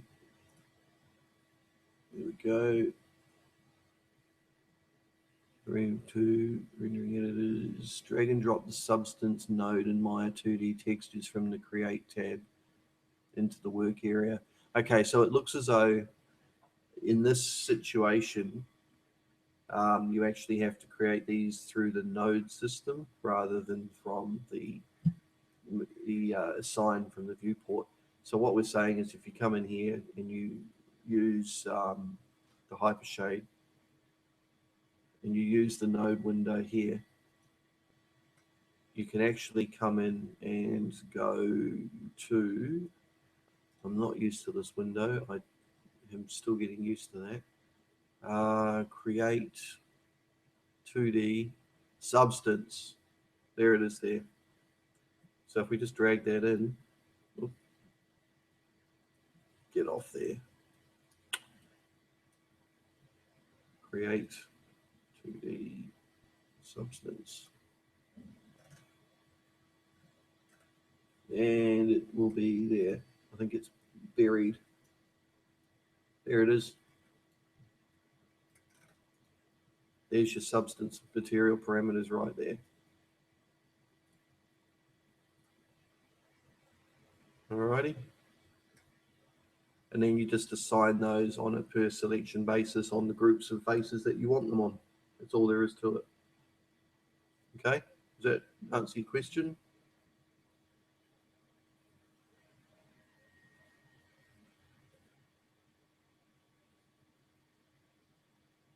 Sweet. Something else I'm going to show you quickly, if there's no more, is a couple of aspects of Maya that only another program called Houdini has, and that's fluids.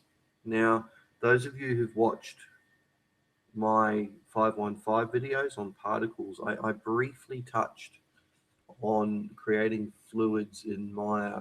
I wasn't allowed to say too much about it because, you know, the whole Max thing. But there's two kinds of fluids when you're discussing CG in this industry. Fluids does not mean liquids. Let's get that straight first of all. A fluid is a volume-based effect that usually simulates gas or fire or something like that. Okay.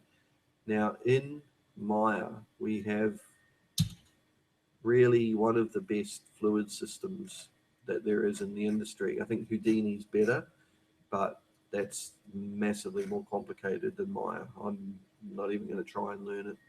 It's beyond my intellectual capacity, I'm afraid. Basically, if you're wanting to create fluids, Josh, you know about it because you used it in your 517, but if we come into Windows and we look, and I think Sean, you used it too, didn't you, for your cigarette smoke, I think. I think if we come into Visor, which is under General Visor, there we go, we have a range of different fluids. Okay, so we have fires, flesh.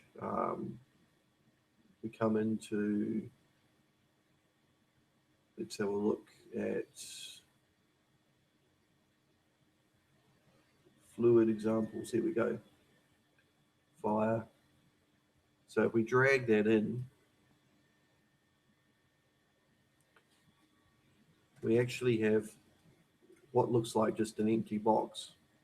But if we play that, you see we actually have a simulation happening of a fire. Now it's black and white at the moment, okay? But if we were to actually render that, we'll switch over to Maya's software render and render that. It's going to be low quality, but you can see that we actually have a real fire simulation happening there. Now that is a fluid, okay? And you could actually make particle effects with that by rendering out each frame or every fourth frame of that animation and putting those into a flipbook like I show you in 515. And not only do you have fire, but we have nuclear explosions. We have, you know, all sorts of things in here. There's turbulent flame. Like that. You can kind of see what that looks like. All fluids live within a container, okay? And they are 3D effects. Explosions. So we have a blast.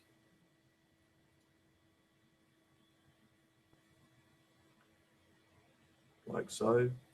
If we render that out, just get a nice hot area like that.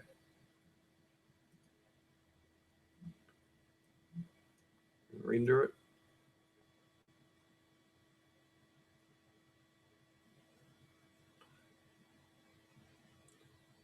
Right, so we can actually do all sorts of, and if we render that out as an animation, as you can see, it is a 3D effect. It's not a 2D sprite like a particle. It's a real three-dimensional effect. You know, there's all sorts of things in here. There's a nuclear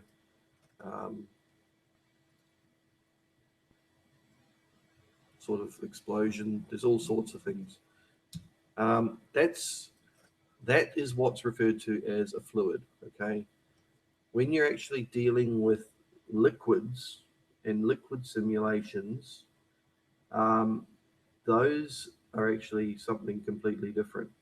And in the past, there's really only been one program, and that's called RealFlow, that's dealt with fluid simulations in the sense of water interacting with objects. Um, it's been used in a lot of ads. I think if any of you remember an ad on TV a few years ago with a Jeep that was covered in mud and it was shaking all the mud off itself, things like that were done with a program called RealFlow. And yet again, Maya has got its own simulator for that sort of thing, which Max doesn't have. So yeah. And it's actually called Bifrost, and it actually started life under another name. What was that name, Jeff? I don't remember either. Um, but it's in here, and it is, again, it may not be in here by default. There it is. It's under effects. Of course it is. And it's there and there and there it is there. Okay, so we have liquids, all this sort of stuff, which is really, really cool. I'm just going to see if I can find one to show you what it does. We go get example. Here we go. Again, it's in the visor. Any of these test scenes live in the visor. We have a waterfall. We have an ocean beach with waves breaking on the beach. Let's look at, let's look at the waterfall. I hope this doesn't slow down too much for you there, because it's relatively heavy.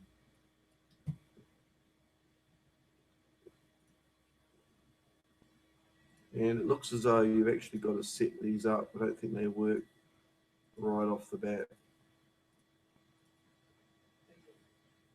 Do they? It looks as though it's going to take too long to simulate. But that is actually a torrent of water raging down the cliff face.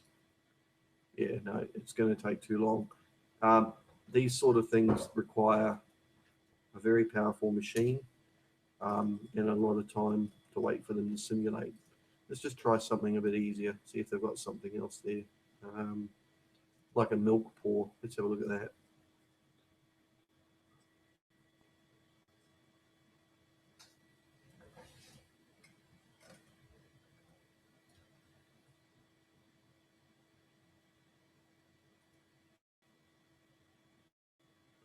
And is it going to work?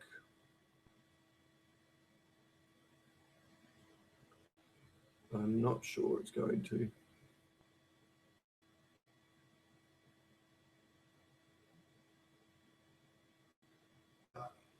Okay, yeah, no, it's not. It's too slow. This could take an hour to simulate. Naiad, yeah, that's it. It can be used for anything. Boats going through the ocean, anything that involves water reaction or fluid reaction. You can see it there, it's starting to drop. I don't know if any of you saw that, but the water is starting to actually drop, and it just does one frame at a time. We've already done 6 frames there. Once it's actually done the simulation once, it will run at real speed in real time. But as you can see, it is simulating, but we'll stop it. Otherwise, we're going to run out of RAM if we haven't already. Oh dear. I think I have. This is exactly why I was not sure about doing it. Oh, here we go. We got it. Okay. If you want to look at that in more depth, go online and have a look at some of the examples of it. Actually, there's, I'll do that quickly now because we've got a little bit of time to kill before Shez comes in and does the animation part. We have a look at Bifrost.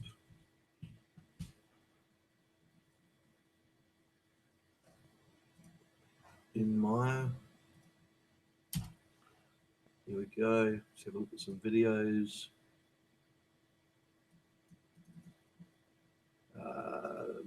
Where's the waterfall?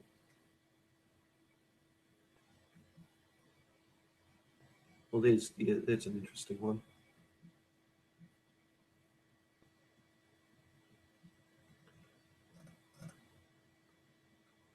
I don't know if there's any animation of it. Here we go. So it's real simulation. That's actually in the viewport after it's cached and after it's done the processing that we were waiting for it to do. And then, of course, the final result. There's that beach one.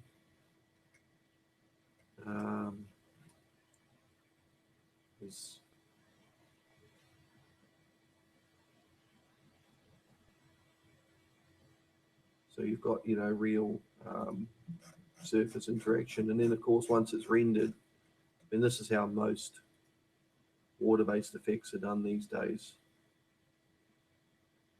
So that's the sort of thing. So that's now within Maya as well, which is really, really nice. And the last thing I'm quickly going to show you is another type of water simulation. This is kind of old school. I'm not sure if any of you remember a film called The Perfect Storm that came out quite a few years ago with George Clooney and Mark Wahlberg and that in it, about some fishermen from Massachusetts that got caught in a massive storm in the Atlantic.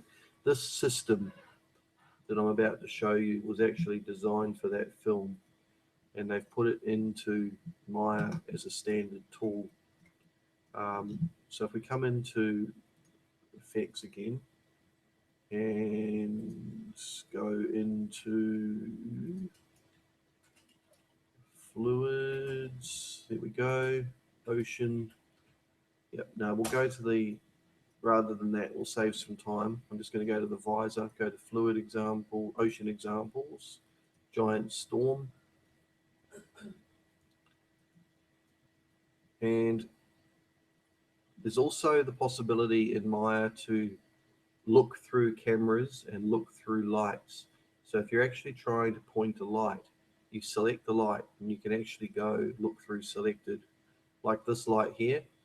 If I do that, panel look through selected. See, I'm actually now looking at what the light sees, which is a really nice way of seeing and lining up the lights. We don't want that in this case. We want giant storm cam, which came with the scene. So if we look at that, we actually play it. So we are getting very, very slow. This normally plays in real time to give you some idea, but it's actually not today, because this workshop is obviously affecting the performance. But it does render really, really nicely. And if we zoom out a bit, it does actually go off into infinity. This is just showing you a cross section or a very, very small part of the effect. But if we render that,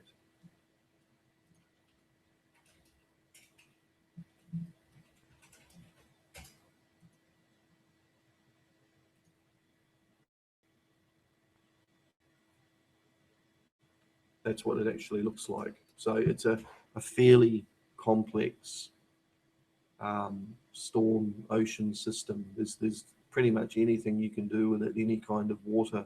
But one of the amazing things about it, and this is something I've used a lot of in the past with designing ships and doing simulations for naval architects and stuff, is the ability to be able to give objects buoyancy and actually move them around through the water and have them react to the waves. So if you actually come in here and just say, let's make a log rather than go to the trouble of a boat. Okay, we've got a log. We want to rotate it, or we want to snap that round to 90 degrees. We could hold down Control Shift, right click and go discrete rotate, which will let us snap in increments. like so. And then we can actually go in here and go fluid,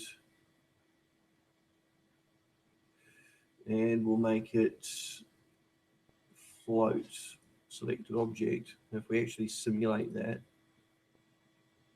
it's going to be slow again. It will eventually pop up again and start floating around in the water if it hasn't sunk. Yeah, no, it's too slow. Wow. Let's try and turn off shaded view. Oh, it's over there. Okay. Let's see if that runs any smoother. Wow. Yeah. Well, it's good to know that this webinar stuff impacts your performance still. Okay. Let's have a look at perhaps using viewport 2. And we'll try a different ocean, something that's not as heavy, because that's really, really complex. Let's try whitecaps.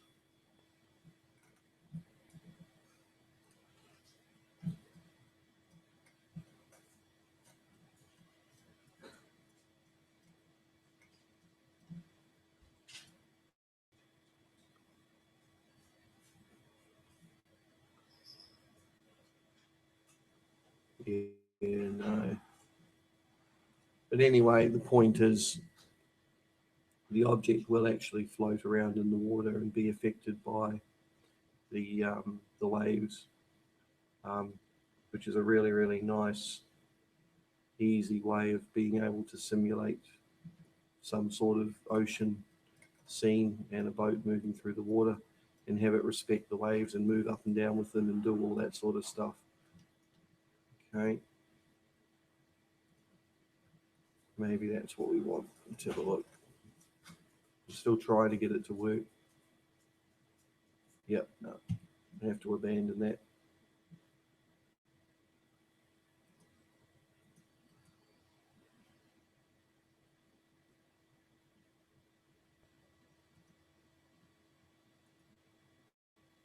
Yep, it's annoying. All right. We'll just stop for a 5 minutes, everyone, and we're gonna get ready to move on to the animation side now, which is the part about rigging a character from scratch that has IKFK blending motion capture on it, and basically how fast it is and what the sort of the process for it. I know a couple of you have already seen this, but now it's able to be recorded and you can actually see it for yourself and how it's done. So I'm just going to pause it. I'm going to leave it up on the screen and I'm just going to go away for 5 minutes. And Chiz is going to take over because she's had a little bit more experience with it. I'm still sort of kind of getting to grips with it. And we'll see you back in about 5 minutes.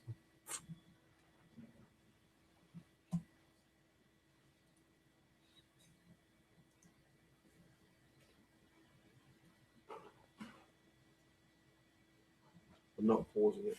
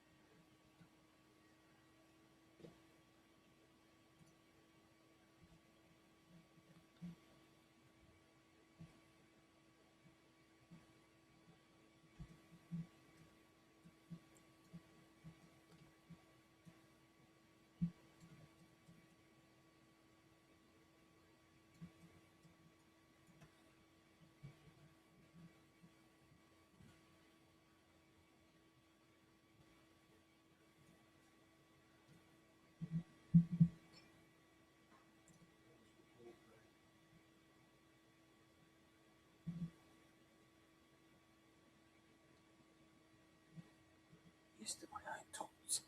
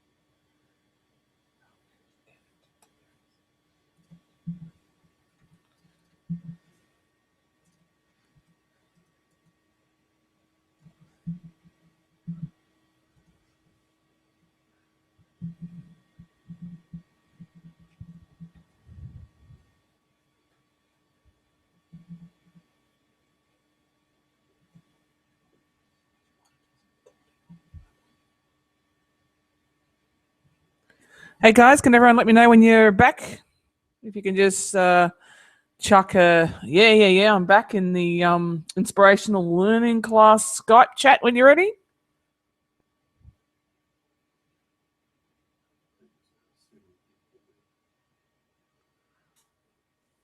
And I just want to make sure everyone can hear me.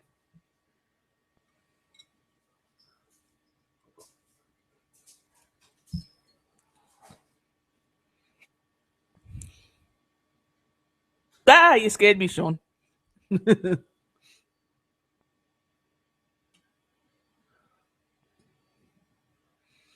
give it another minute or so to get those who are going to get a coffee to come back.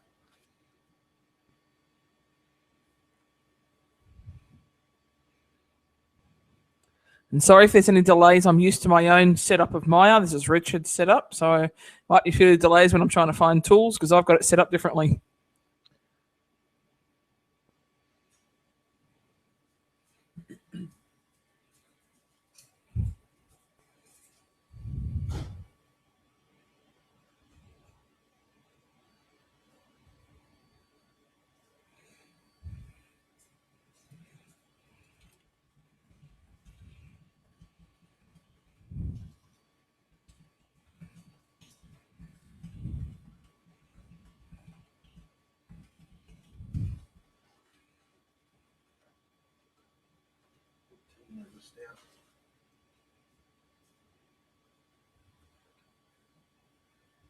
Alrighty, guys, then I may as well start. Well, I'm Shez. As you know, I also work for Art Intelligence, and I am a daytime tutor. I'm also a unit champion and computer programmer, as Brendan knows. Anyway, let's get into some rigging, shall we? We have kindly got given Reggie from Josh, really cool character.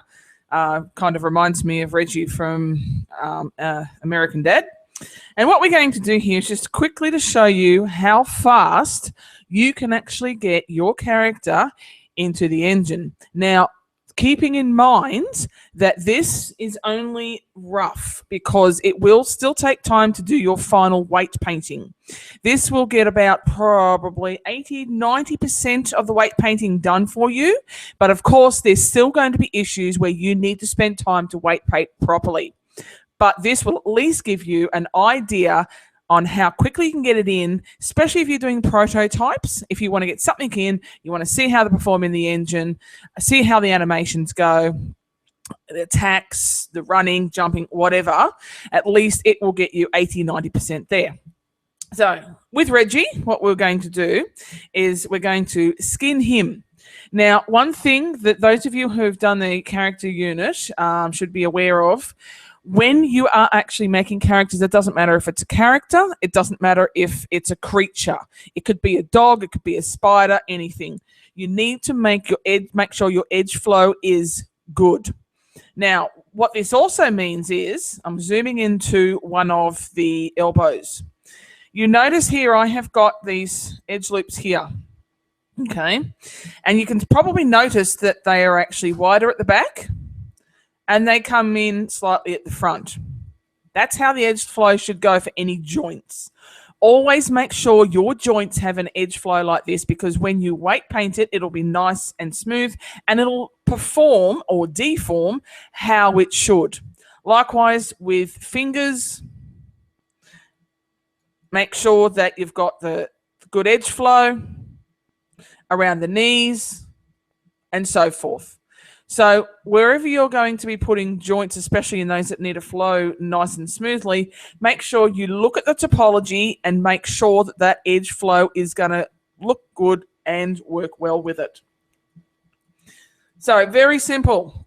We have Reggie here. I'm just going to put him on a layer. Now, I'm pretty fussy.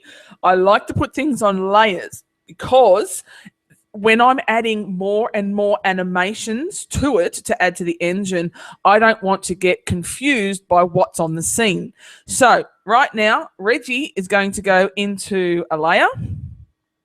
So with him selected, you just come into your channel box, layer editor, and you select this button here with the last button.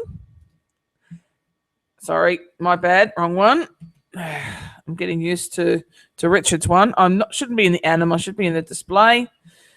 And looks like I've already got it. There's already one here. So I'll just leave that as is for now. If you do want to add it to a layer, I'll show you how you can do that. I'll just remove selected objects. Say, for example, you wanted to create a new layer from scratch from a new scene. You didn't have any of these here. With it selected, you just highlight the character, click on the plus, and it's added the layer. Now to make that a name, all you do is you double click and it'll come up, and we'll just call that. I'll just call it Reggie Anim because we've already got one called Reggie. And of course you can give it a color if you like. So if I give it red and save, if I'm in wireframe mode, no, it's not showing up. It should have, but it's not.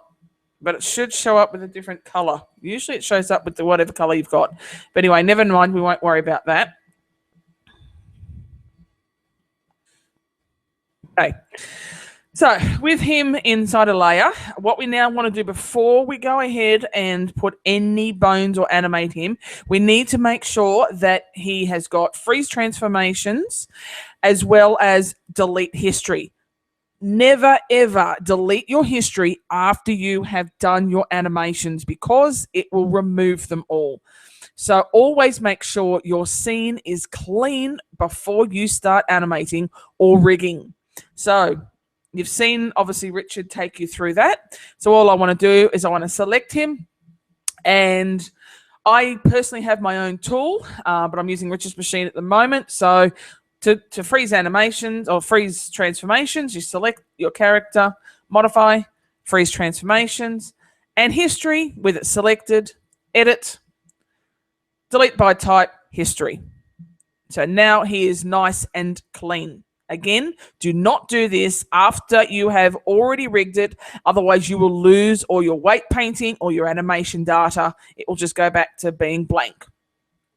So with that done, what I'm now going to do is I'm going to hide him, and I'm going to show you how you can make a skeleton very quickly. Now, this tool, I might add, works for anything. If you have a specialized skeleton that you have to make from scratch, this tool will also work with it. If you just want to use your standard human skeleton, IKFK, this will do it for you. This will have the joints orientated, the whole shebang. So I'm going to hide Reggie. For some reason he's not in that layer, so let me just add him. Okay. And if we come in to make sure your rigging is selected, okay, and we want to come into Windows, Animation Editors, Human IK, okay? So Windows, Animation Editors, Human IK, and click. All right, now you're probably thinking, hang on, nothing happened. Yes, it did. What it's done is it's opened up to the right-hand side the Human IK tool. And you've got all sorts of options here. Create skeleton, create control rig, create character definition, and so forth. And you can import different samples as well. So what we're going to do now is if you click on this little blue arrow, you can come create skeleton, or you can hit create skeleton. Okay, done. How quick is that? There's your skeleton. So now that that's there, let's bring in Reggie. Let's bring him back. A little bit small. So what we'll do is we will scale him up. Now, I don't remember what I scaled him to originally, but I want to scale him up to fit this skeleton a little bit better. So with the tool, just bring him up. Make sure your pivot is at 0, 0, 0, as you can see. The pivot is at 0, 0, 0. And I'm just going to estimate maybe a tad more. I'll make him 22. That should like nice round figure. Okay. Alrighty, that should be all right. Okay. Now again, I'm just going to freeze transformations because I've made a scale change on him before I attach the skeleton. So I'll just quickly freeze transformations and we're done. And I'll do the history as well. Done. Okay. Now, what we need to do is we need to basically put this skeleton into Reggie. So to do that, what you need to do is you select the skeleton. And if you click, hold, and drag a box like so, it will select the skeleton, as you can see. Select the skeleton like so. So again, click, hold, and drag. Or you can do it through the outliner over here. And then the next thing we want to do is select Reggie or your character. So hold down the Shift key and select the mesh, like so. Now, if you find that you're selecting it, and that's working for me, but it's not actually, see how it's not selecting properly? That little thing there? It's because you've probably accidentally selected part of a skeleton. So if it's a bit tricky like that, sometimes just go into wireframe mode and make sure that when you select the skeleton or the character, you're not selecting it where the skeleton would be. Okay.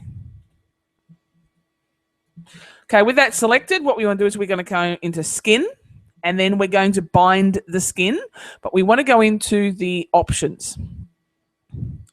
Now, the good one here for this method is geodesic voxel. I found that that is the one that will get you about 80–90% there with the weight painting. There are other options. Heat map is usually pretty good as well, but recently they brought in geodesic voxel, and oh my goodness, it's fantastic. Bind to joint hierarchy. I always leave it classic linear. You can play with these, but these are the options that I actually like as well. And of course you've got your normalized weights interactive. I like it to be interactive. That's where you can weight paint it and you can see it popping. We'll leave the rest of these default. We want weight distribution by distance, max influences 5 again, and the fall off 0.2 to 0.5 is usually pretty good as well. So the best way, leave it as default, play around with it later on. So if we hit apply,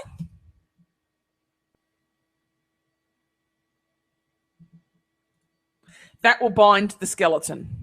Okay. But the one thing that we have to do first, which if I was to move this, you'll see part of him move. You're thinking, why is that not working? It's because what we now have to do, if I go inside here, I'll show you. Part of him's working. Okay. What we have to do, first of all, is we need to make sure that all these joints are within inside the actual mesh. So this is showing you what happens if you decide to bind it like that. You'll notice, hey, hang on a minute, this didn't work properly. That's because those bones are outside of Reggie. Hey, it can't find the mesh. So I'm just going to undo this.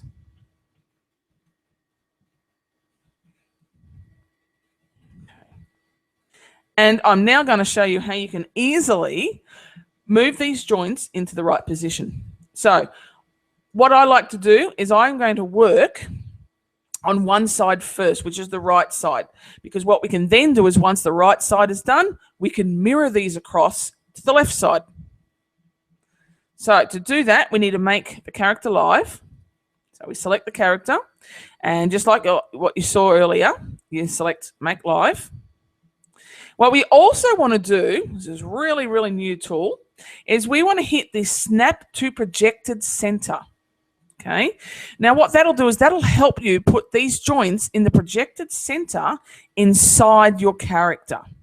Sometimes it doesn't feel like it's snapping, but you can actually, with a lot of practice, you actually notice that it does actually snap. And what we now want to do is usually you want to work from the bottommost up. So I'm going to start with the skeleton, the spine first of all. Now some of this is looking pretty good already. Just going to move Reggie a tad. I'm just going to live him. I'm just going to move him just a tad bit more because I want the skeleton or the spine to be a bit more in the center. Just going to move him a little bit. About there. Just going to put that back to 0, 0. And I'll freeze the transformations again. And history. Okay. Again, just to go to practice, play around with your model, can't hurt, and see what's good for you. So now I've got him roughly where I think is okay. I'm going to start to move the joints in a good position. So the hips, they're pretty good. They're pretty good. I'll leave the hips where they are. I need to move the chest up. So all you do is you select the bone, the chest bone. Just move it up a bit too high. Yeah, about there. Then we'll come to the neck. I might move the neck up just a tad more. And then the head up to the top, like so. Okay, now what we now want to do is we want to move the shoulder. Now the shoulder, I'm going to move it over a little bit further. And move it down a bit. Like so. It's probably more like it. And I'm going to use rotate to move the rest of these. Notice that there's snap on this, so I'm going to turn snap off.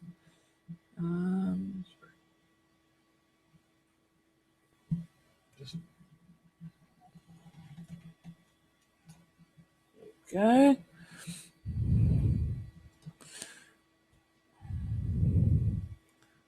Okay. And I'm just going to rotate it a little bit here. And now I'm just going to move these into place. So grab that. And what I like to look at is roughly the top view. Try not to get the view looking like this, because what will happen is with the snap to center, what will happen is it will actually, if you've got a view like this, it will actually snap somewhere else. So try and have the view so it's not obscured by anything else behind it. So that could go a little bit more in the center. And like so. And let's rotate that. That looks pretty good. Again, it's just a matter of practicing. Like so. I'll just do the fingers quickly.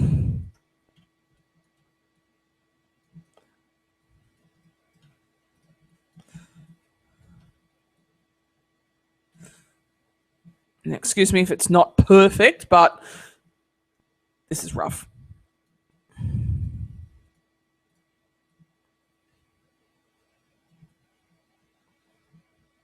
Like so. And as you can see, as I'm panning it around, you can see that it's pretty much got it in the centered where I want it.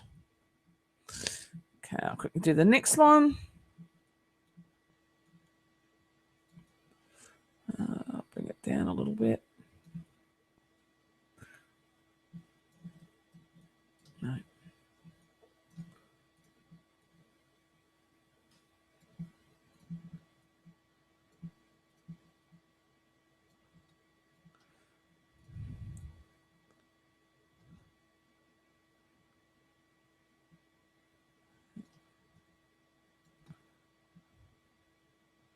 Just trying to see. No, I've got it wrong. I need to move the other ones down as well.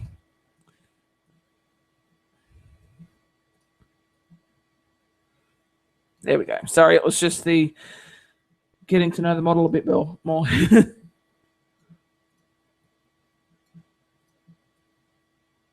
Like so.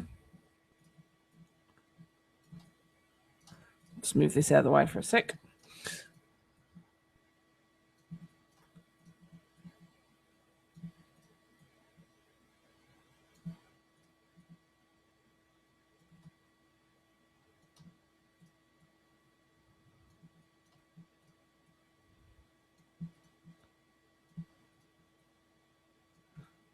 Okay. That looks pretty good. Now, this is sticking out a little bit. That's fine. It doesn't matter if it sticks out a little bit. That can be normal. All right. Now, I'll just do the legs.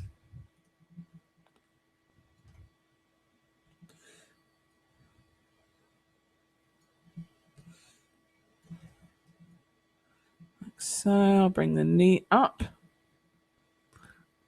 a little bit.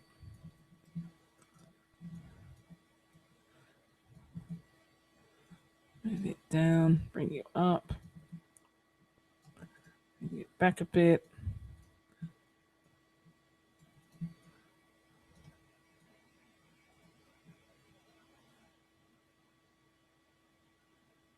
A radial menu. Let me get back to you on that one, Sean.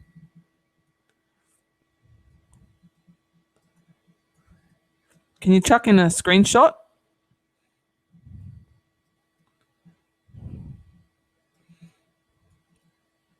Okay, well, I'll wait for the screenshot of Sean. Once I have done this, what I then want to do is I want to mirror the other side across. Okay.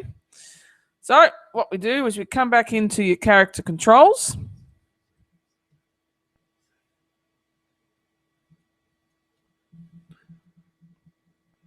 And I'm going to select this little button here, which allows you to mirror it. What I'm going to do, first of all, I'm going to save it just to make sure I don't lose my data. So I'm going to give it a different name.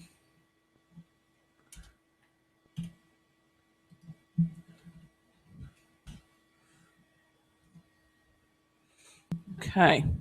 Once I've saved it, hit this button. And as you can see, boom, other side's done. How simple is that? Now, of course, if your character is not symmetrical, bit of that there. If it's not symmetrical, it won't work properly. So make sure that it's in symmetry, your character is symmetry. If it's symmetry, it will work beautifully. Oh, he's done this. Sean, have you done this? One of those hotmark menus. One of the hotmark menus? That means he's clicked on the mesh behind the background. Is it one of these, Sean? What I'm doing here?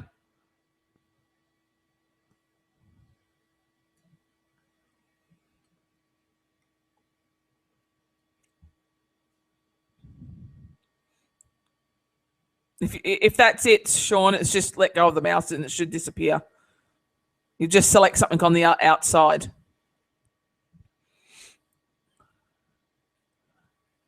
Oh, okay, yep. What you've probably just done is accidentally selected something on the outside instead of selecting Reggie itself.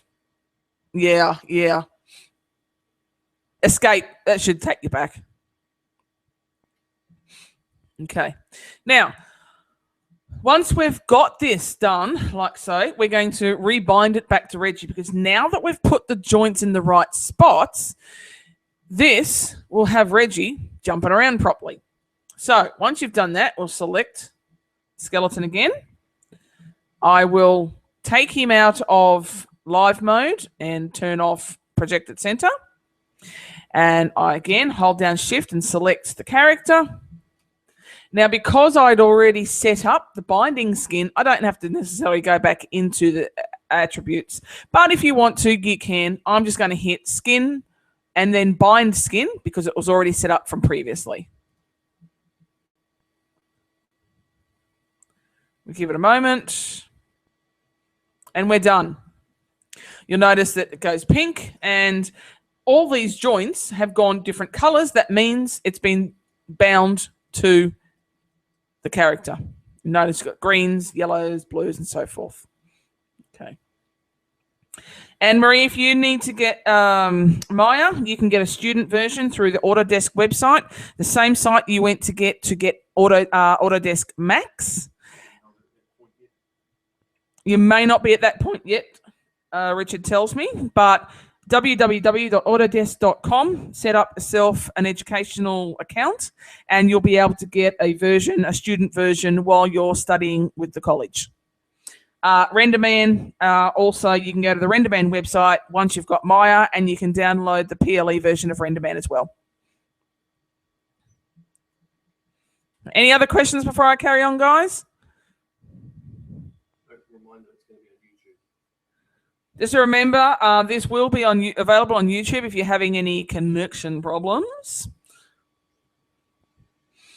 Alrighty, so just to show you that Reggie is now bound properly, let's have a look. Let's just pick a joint. Let's go back into wireframe, pick a joint. So, as you can see, the weight painting's not too bad, but we've got some issues underneath the arm. And pick a leg. Whee! Not too bad, as you can see. So, next thing, apart from weight painting, was it a Maya crash? Solved. Okay, apart from weight painting, which you get faster with it as you practice, it can take hours, days, weeks, depending on what you're doing and how precise you need to be. So don't panic if you're sitting there scratching your eyeballs out going, oh, I'm getting tired of this. At the end result, you'll be really happy that you spent time doing the weight painting. So I'll touch a little bit of weight painting soon. I'll just quickly show you from this point how quick it is to do the rest. So now that we have got Reggie... no comment, Sean. If we've now got your character ready to go, what we want to do now is we want to basically set him up so he's correct, ready for putting motion capture files on. So I'm going to save him again. Again, I'm pretty bad when it comes to saving. I like to save a lot. At least you've got backups to come back to. If Maya does crash, you've got a backup. Doesn't happen very often, Sean. Doesn't happen very often. Promise. I'm batting my eyes here. Okay. So, next thing we need to do is come back. You've got your character source here, your character controls. You can rename this, and I like to do that. At the moment, you'll notice it's called Character 1. If you want to rename that, you click on this little drop-down arrow here. You come to Edit, Definition, and Rename, because it's a character definition. So instead of calling it character, I'm going to call it Reggie.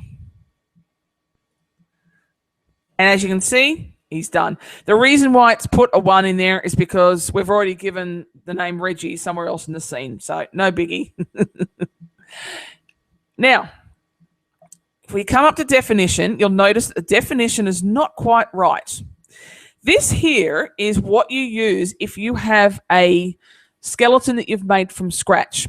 For those of you who actually know me, you know I'm working on a game for the college, my egg race. And what I had to do is I actually had to create my own skeleton from scratch for my egg, because the human IK skeleton was a bit too much for him.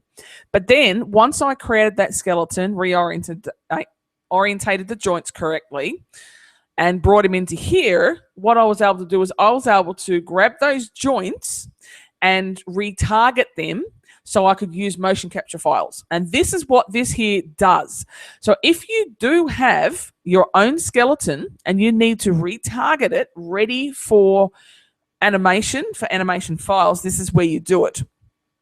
And all you do is you select the joint, you right click, and you assign the selected bone to the right spot. I'm not going to do this because it's already done, but if you do have your own skeleton, you just select whatever the joint is, marry it up with this, and then you'll be good to go. So now what this is telling me is, as you can see, we have got the 45-degree pose. For this to work properly, we need to have it at a 90-degree T pose. And all this is saying is that the left arm and the right arm haven't been T-posed correctly. Now, one thing I found a little bug, which I'll show you how to do this in a second, but a little bug with this is every time I bring in a motion capture file, it takes the character back to the 45-degree angle pose. So it's a bit of a pain in the bum, but what I'm going to do is I'm going to show you how to fix this up after I've brought in the FBX files. So we'll come back to this in a moment. Now, with that all done, I'm now going to put the skeleton onto a layer. So I'm going to select the skeleton and turn it off. I'm going to call it Reg Skell. And I'm also going to turn off the Regianum layer as well. So now, depending on where you get your FBX motion capture files from, depends on how this is done. A lot of times when you import your FBX, it's just a single file. So it could be a single run, jump, walk, punch, whatever. And you just bring it in as a single file. However, some sources have all their motion capture on one massive FBX. And the ones that I have actually purchased, that we've purchased for our own personal game we're developing, does such a thing like this. These are Anim Pro sets, which you can get from the UE4 marketplace. And these are a massive amount of different types of animations. And what they've done, however, is you've got to select before you import it what animation you want to apply to your character. Whereas if you do this the same way I'm about to show you and you go, oh, hang on a minute, I can't see any other animations, don't worry about it. It just means that it's a single animation on a single file. So the next step is I want to import some FBXs. So to do that, if I go to File and Import, I want to make sure I choose FBX. And these should be saved. Here we go. Under mocap. I've got these in my own folder. It's up to you where you save them. Just for ease, put it somewhere inside the Maya project. Usually data is a good spot for any extra information like this. So as you can see, I've got it under data and I've got it under mocap. And I'm going to choose the all animations. Now this is where I was telling you about that this has got all animations on one massive MB file. So I want to choose a file from here. So if I scroll down and I've got extra options open to animation takes, okay, it just picks the last one on the list by default. And if I click on the drop down arrow, you'll see loads and loads and loads of motion capture files here. Loads of them. So what I'm going to do is I'm going to pick one. Sorry, Josh, I'm going to have to kill him. Where is he? Let's look for death. I don't know if they called it death. Oh, yeah. Must be somewhere in here.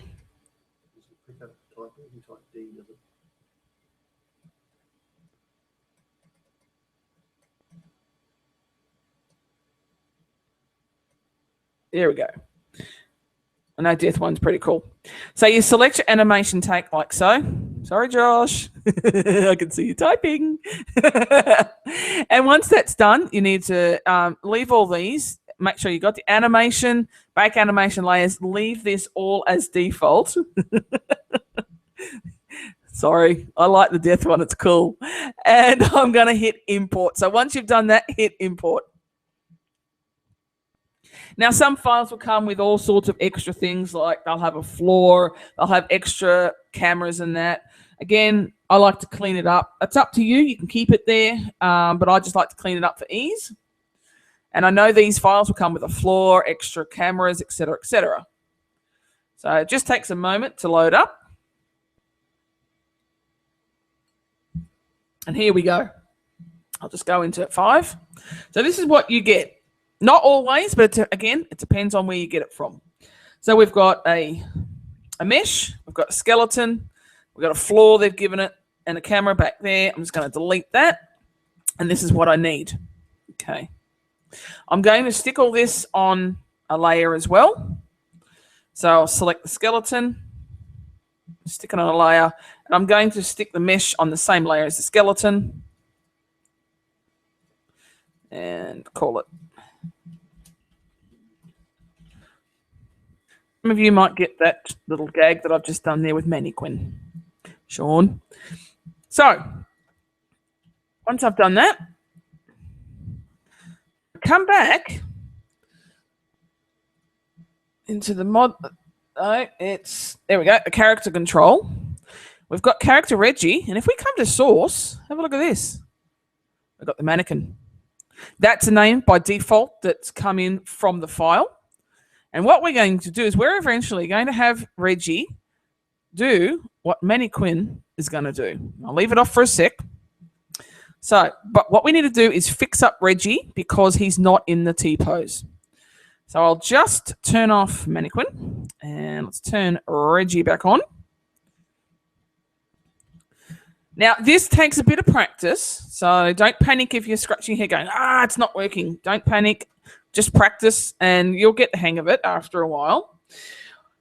What we're now doing is we're going to grab the shoulder here, and we need to make sure that this is at the T-pose. So I'm just going to grab the shoulder and rotate it up a bit. I go to, why is that strange view here?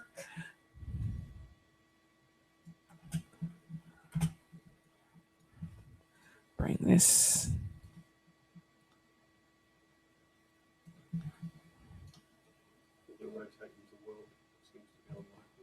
Oh, is that what it is? Here we go. Sorry, it was on local, not world. That's why I went and changed the rotation.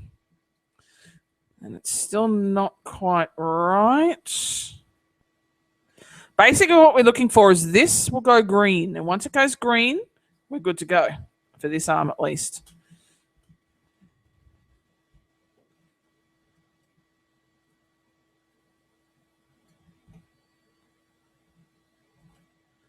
Still.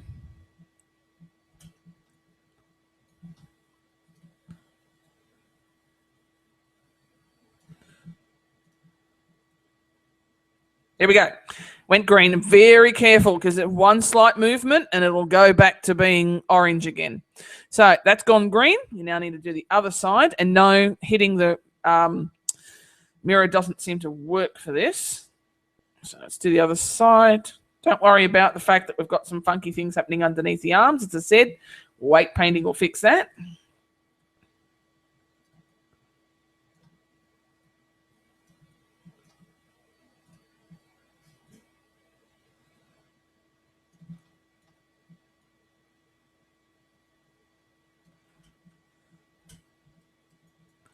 Oh, we're a little bit too high. There we go. Once you've got all this green, as you can see, we've got the green light for go. We're done. Let go. It's calibrated. All right, so I'm now going to save this again.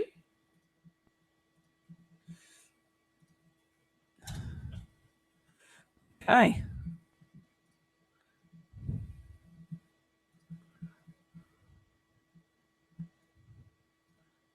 Yeah, Josh, I didn't flip him up to XYZ like for UE4, but that's cool. That's cool. All right. Who wants to see Reggie die? So I'll put him back into 5.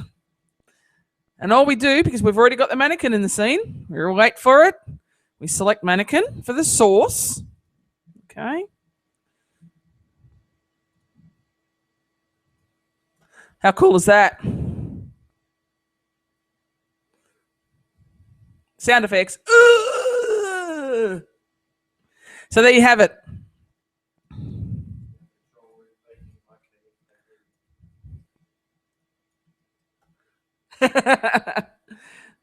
He's saying there, why kill me? Why kill me? So what we now want to do is we want to bake this down so we can take it into the engine. And we also want to bake it down to so we can have a control rig so you can actually still do some keyframing, because you still got to do a little bit of keyframing with this in case you see mesh that goes inside other mesh. Oh, it's all right, Brendan. We'll have this available on YouTube. See, you're not in Gosford, Brendan. Anyway. So what we'll do now, don't worry about the chest. As I said, once you start doing weight painting on it, it will start to come into effect better. So what we want to do now is we want to create the control rig for this. So if there are any things that you want to re-keyframe, you can do that very easily. Very simple. Because we've already got an animation on it, we want to just simply bake it. Now, if you wanted to create the control rig at the T-pose, certainly can. Do it the same way I'm about to show you here. So all we do is you click on the drop-down arrow here, choose bake, bake to control rig. Now, bake the skeleton will bake it down the animations too, but just to the skeleton. You won't get the control rig. Let's just bake it to the control rig.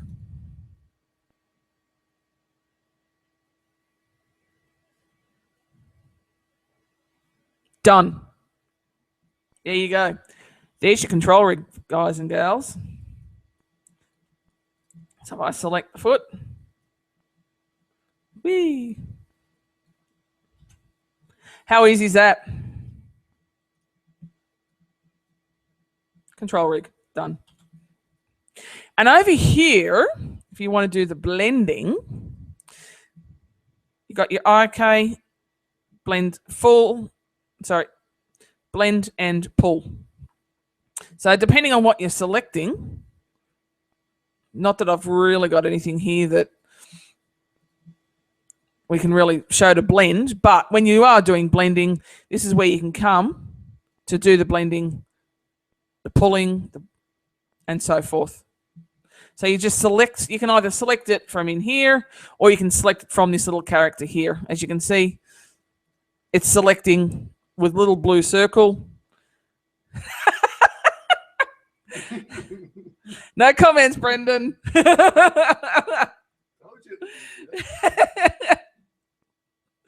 So as you can see, how quick was that? How quick was that? Okay. UE4? Okay. All right, I'll just quickly, I won't do it fully, but I'll just quickly show you a little bit about weight painting. Yeah, because the chest is caved in. With the chest caved in, I mean, I normally set it up. I mean, I'll do weight painting before I apply any of the final animations, but this is just a quick sample to show you guys how quick this is. So as you can see, the chest is caved in a little bit, and I want to sort of pull that out. So for weight painting in here, with the character selected, if we come into skin and paint skin weights, okay? And we've got a paint skin weights tool. It's showing up on the left-hand side. It'll normally show up on the right-hand side, but Richard's got it set to the left. That's fine. You can undock it and everything. And this here, you can see that some of this has gone white, grey. That will show you the influence. And we're looking at the hips at the moment. If I select the upper leg, you can see the weight painting influence of the upper leg. And from the knee, the left toe, and so on. Okay. What I'll do is, as I said, this can take a long time. I'm just going to have a look at some of the spine. So let's probably pick spine 1. And all you do, you can use a gradient, but I personally don't like the gradients. It's your choice what you want to use. What I say, don't have to necessarily do. It's up to you. So what I want to do is I want to replace. You can add, replace, scale, or smooth. Smooth is really, really handy when you are trying to smooth it out. Say, for example, you've got an extreme pose and you've got your elbow closed up, but you can see bits of skin sort of sticking through. Smooth will gradually smooth that out. So I'm just going to stick with replace for now. Opacity, I'm going to bring it down a little bit. I don't want to do it too much. And value, I'm going to stick to about halfway. I'll show you what happens with 1. Actually, no, I'm going to leave the opacity full for now. So for the value of 1, this will make it white. As you can see, it's pulling it out as I click on the vertices. Okay, that's too much. Hence why it's good just to do little bits at a time. I'm going to go 0.5 on this one. click and drag, you can see the chest cavity is starting to come out. Okay, like so.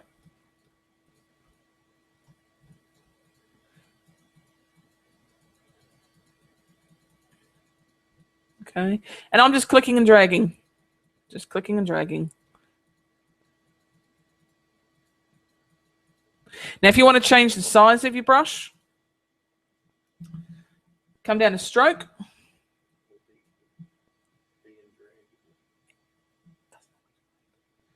And we have got your radius. Make it really big. You can make it really small. And you've got your radius, your fall off. You don't really see that. It's just a matter of just trial and error with that. And you've got to fall off. So I'll just bring it down a little bit smaller. It's not too big. And you just click and drag.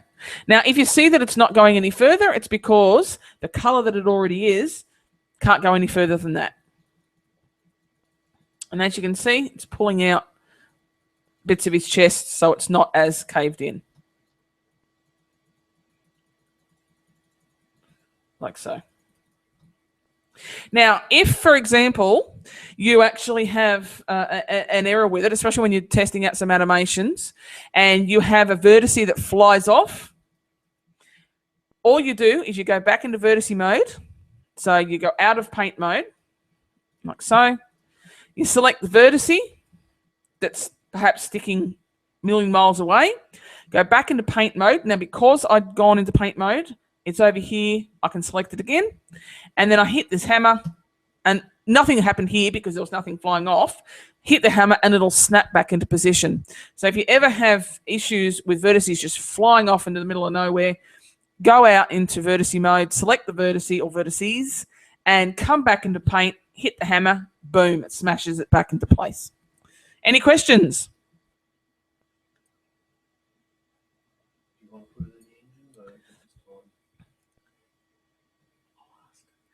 Does anyone want to see me put this in the engine? Just chuck me a Skype chat now. I know we're running low on time.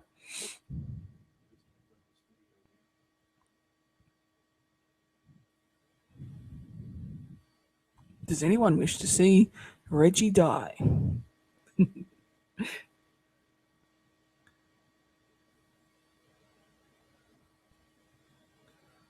Otherwise, I can do this video another time. Yeah.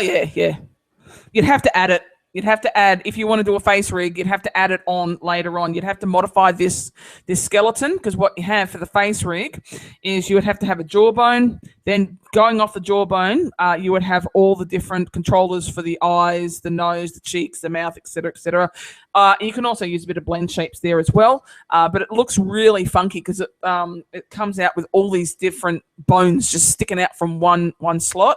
But yes, you can. You just add it to this here, and it'll still work fine. Or just use blend shapes, which UE4 does do. Alrighty, guys, and what I might do then is at a later date, I can show you how this is put in the engine.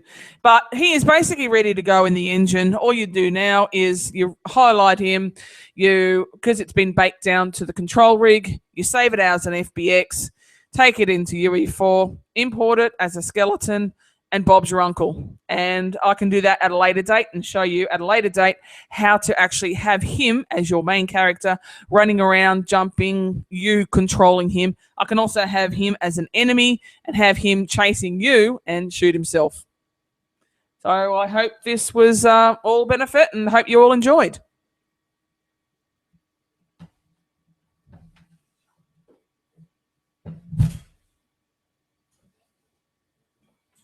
All right, guys, that's about it. I think we're at the 4 o'clock mark now. So this will be going up into YouTube. It records automatically.